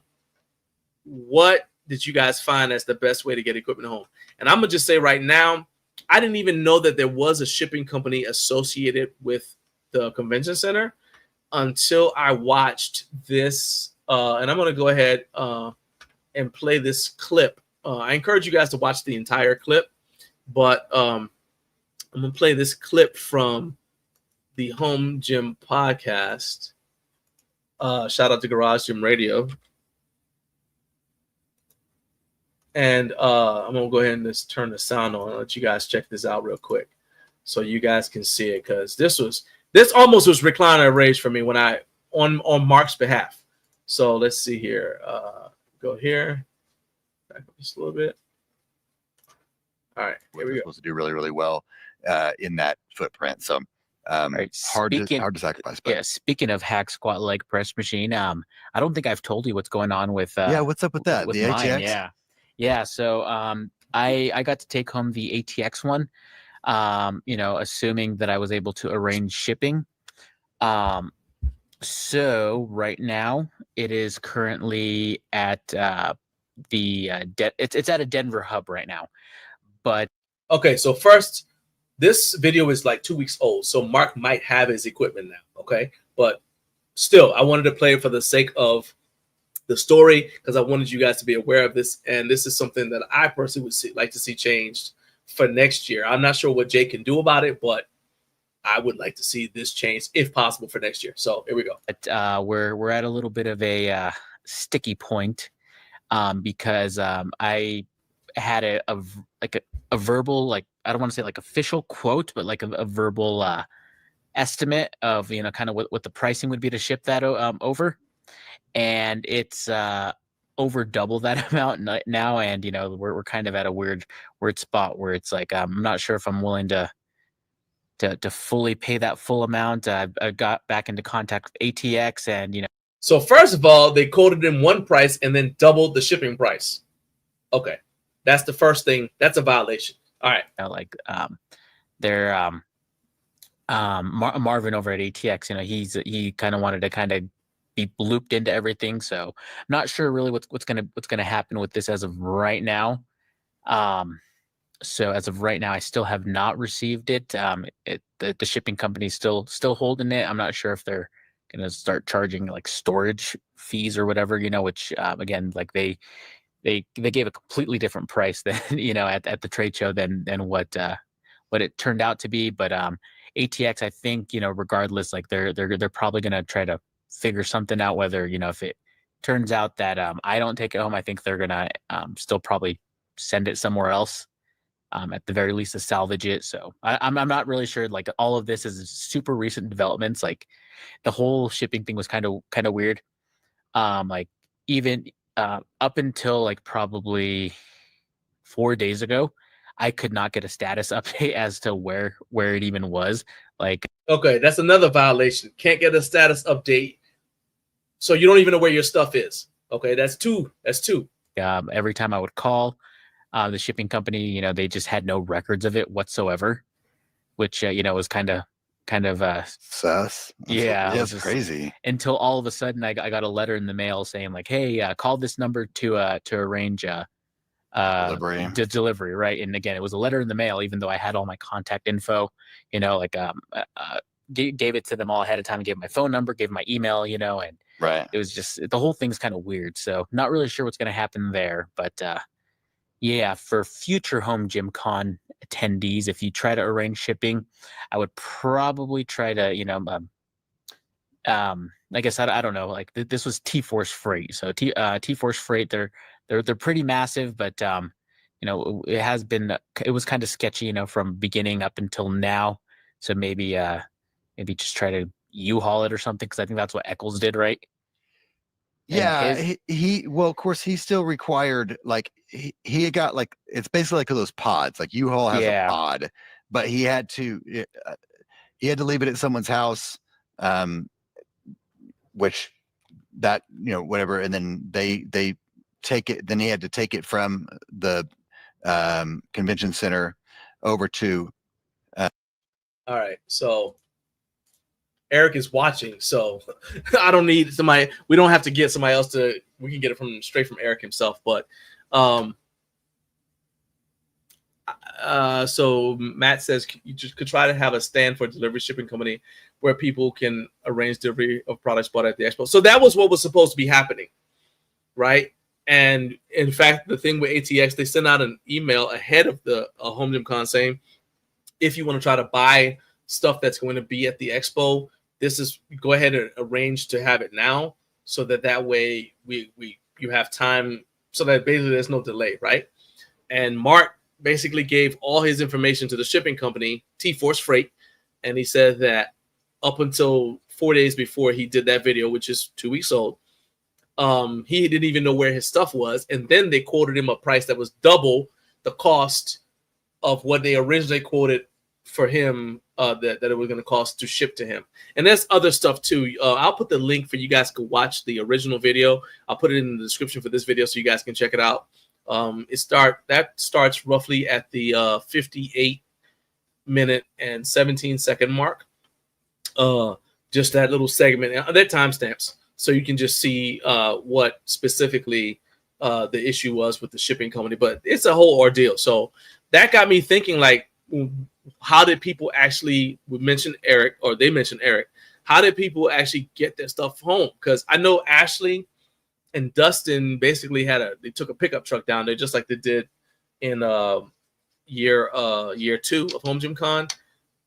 That's not something that Naomi and I are going to be able to do. We have talked about potentially renting a van, since we also have our equipment because of what we're going to be doing there. But it's just we're still trying to like what's the easiest way? What's been the best way that people have found to get stuff home from Home Gym Con? Because as we get more and more companies going, it's going to be one of those things where it's like, this might be something you need to figure out. I'll say that when I went to HFA, Major Fitness wanted to give us a rack, and I was like, because they said they didn't want to take it back home. They didn't want to take it back to their headquarters, right? And I couldn't agree to it at the time, because if we weren't going to get it, we were going to send it to our son, and I had to make sure that he was able to get it, right? I had to make sure he wasn't going to be like in the field or something like that, because he's active duty military. But that's something else that, you could arrange ahead of time, and a company can say, oh yeah, well, we'll ship it home for you. Well, that only works if the freight company is going to actually deliver your stuff. You don't want to be in a situation like Mark was in. So Eric just said you could have loaded it at U-Haul and unloaded at U-Haul up here, but I would have been at the mercy of their business hours. Okay, so that's why you went with the pod. Okay, that makes sense. He said it was about $900 to ship the pod. It cost $100 to get it dropped off at Jared's house, and then the extra $150 to get it dropped off at my house. Okay. So add $900 to the cost of the equipment. But given that ATX stuff isn't available in the US yet, it might be worth it, because there's some stuff I saw from ATX. I'm like, oh, that'd be nice to have. But, we're just basically waiting until their stuff actually is available in the United States. And Carp said, you know what they say, once you go weight stacks, you don't go back. Yeah. You must be catching up to what I said about the weight stacks. Yeah. I love, I'm telling you, I thought the weight stacker was a waste of time, and I was wrong. It's an awesome piece of equipment. And the only thing I would change about it is I wish that ours was 3x3 and had keyholes, so that we could put more attachments on it. That way it expands what we can do with our home gym. But that's coming, and we're probably going to get the upgrade from Bells of Steel. Let's see that. I think, all right. So looks like, okay. So Eric said the pod came with a month use, so I didn't have to unload it right away, which was good because I didn't have help to unload. Yeah, that's another thing. So I will say that if you ship anything freight, it's going to take longer. They just do it long. It just takes longer. But having said that, Freedom Fitness equipment was there, and they've got freight. Like, why? To me, we should just see if we can get Jared. I'm sorry, not Jared, but Ashton's company to handle the deliveries. Because man, I'm gonna give my man a shout out if I can find his card. My man, is it in here? Because I was so impressed by the guy who delivered our stuff when we ordered that rack from Freedom Fitness Equipment. Man, I think his name was Moses or something like that. And I thought I had his card in here. My bad, Mo. Well, look, the fact is, Mo if you order something from Ashton, they're probably gonna be the ones that will deliver it. And I'm telling you that they delivered that power rack. They set it up for me. I didn't have to do anything. I was hugely impressed by the freight company that Ashton used. So to me, that's a good solution right there. Just, hey, get a different freight company to handle it, because obviously the one that ATX was using, it says it's a big company, but they don't act like they're a big company. So there's that. All right. Let's see. Okay. Carp said, I got an ATX rack available in Tennessee. You know, at Carp's house, everything's for sale, right? He said he'll give it to you for the live show viewer special. Everybody hit up Coach Carp at the Carp's Gym YouTube channel and tell him you want to buy his ATX rack. Then, oh, this is cool. So it's a $5,000 ATX rack, but it was given to Eric, and then he spent about $1,300. So he got a $5,000 rack for $1,300. So there you go. Can't get mad at that. Said, plus it made it a ton easier to also get home the U-belt I won from you, the 4 bars I bought, and my deadlift box I won also. You know, there you go. Facts. Facts upon facts. All right. Well, guys, that is the end of our show. We do not so we've been at one thing I want to say is Naomi and I have been experimenting with the best time and date to run our reaction videos to Home Gym Con. So we do the booth tours and we're reacting to them. Because we didn't want to just do the booth tours. We also wanted to we don't want to do a booth tour and then do a reaction video to Home Gym Con. We wanted to react to each booth, and I didn't want to do 2 videos when we could just do 1, right? But we were experimenting with when the best time is to release those videos so that we can put it at a time when you guys want to watch it. So rather than, you know, after watching the last couple of times where we just had the premiere come up right after the show, we're experimenting. So we're going to run it. We're going to publish it tomorrow. So we've got the Iron Master video. Our reaction to the Iron Master booth is going to be coming out tomorrow morning. So that's set tomorrow morning. Right here on the channel is going to be a premiere video, and I will be watching another. I thought about premiering it tonight, but that ain't a good idea because number one, I know all of you guys are not into football, but I am. So when premiere videos come out on my channel, I actually watch the video and I'm in the live chat commenting with you guys when the video comes out, right? So I'm gonna be watching the Washington Commanders play the New England Patriots in the NFL preseason game tonight. And after that, I'll be watching the replay, or if Carlos will probably be done streaming by that time, but I'll be watching the replay of Carlos streaming God of War. So if you're not into the NFL, I encourage you to go check out Carlos's YouTube channel. And if you are into the NFL, I hope your team wins unless they're playing my team, you know, and I mean that with all my heart.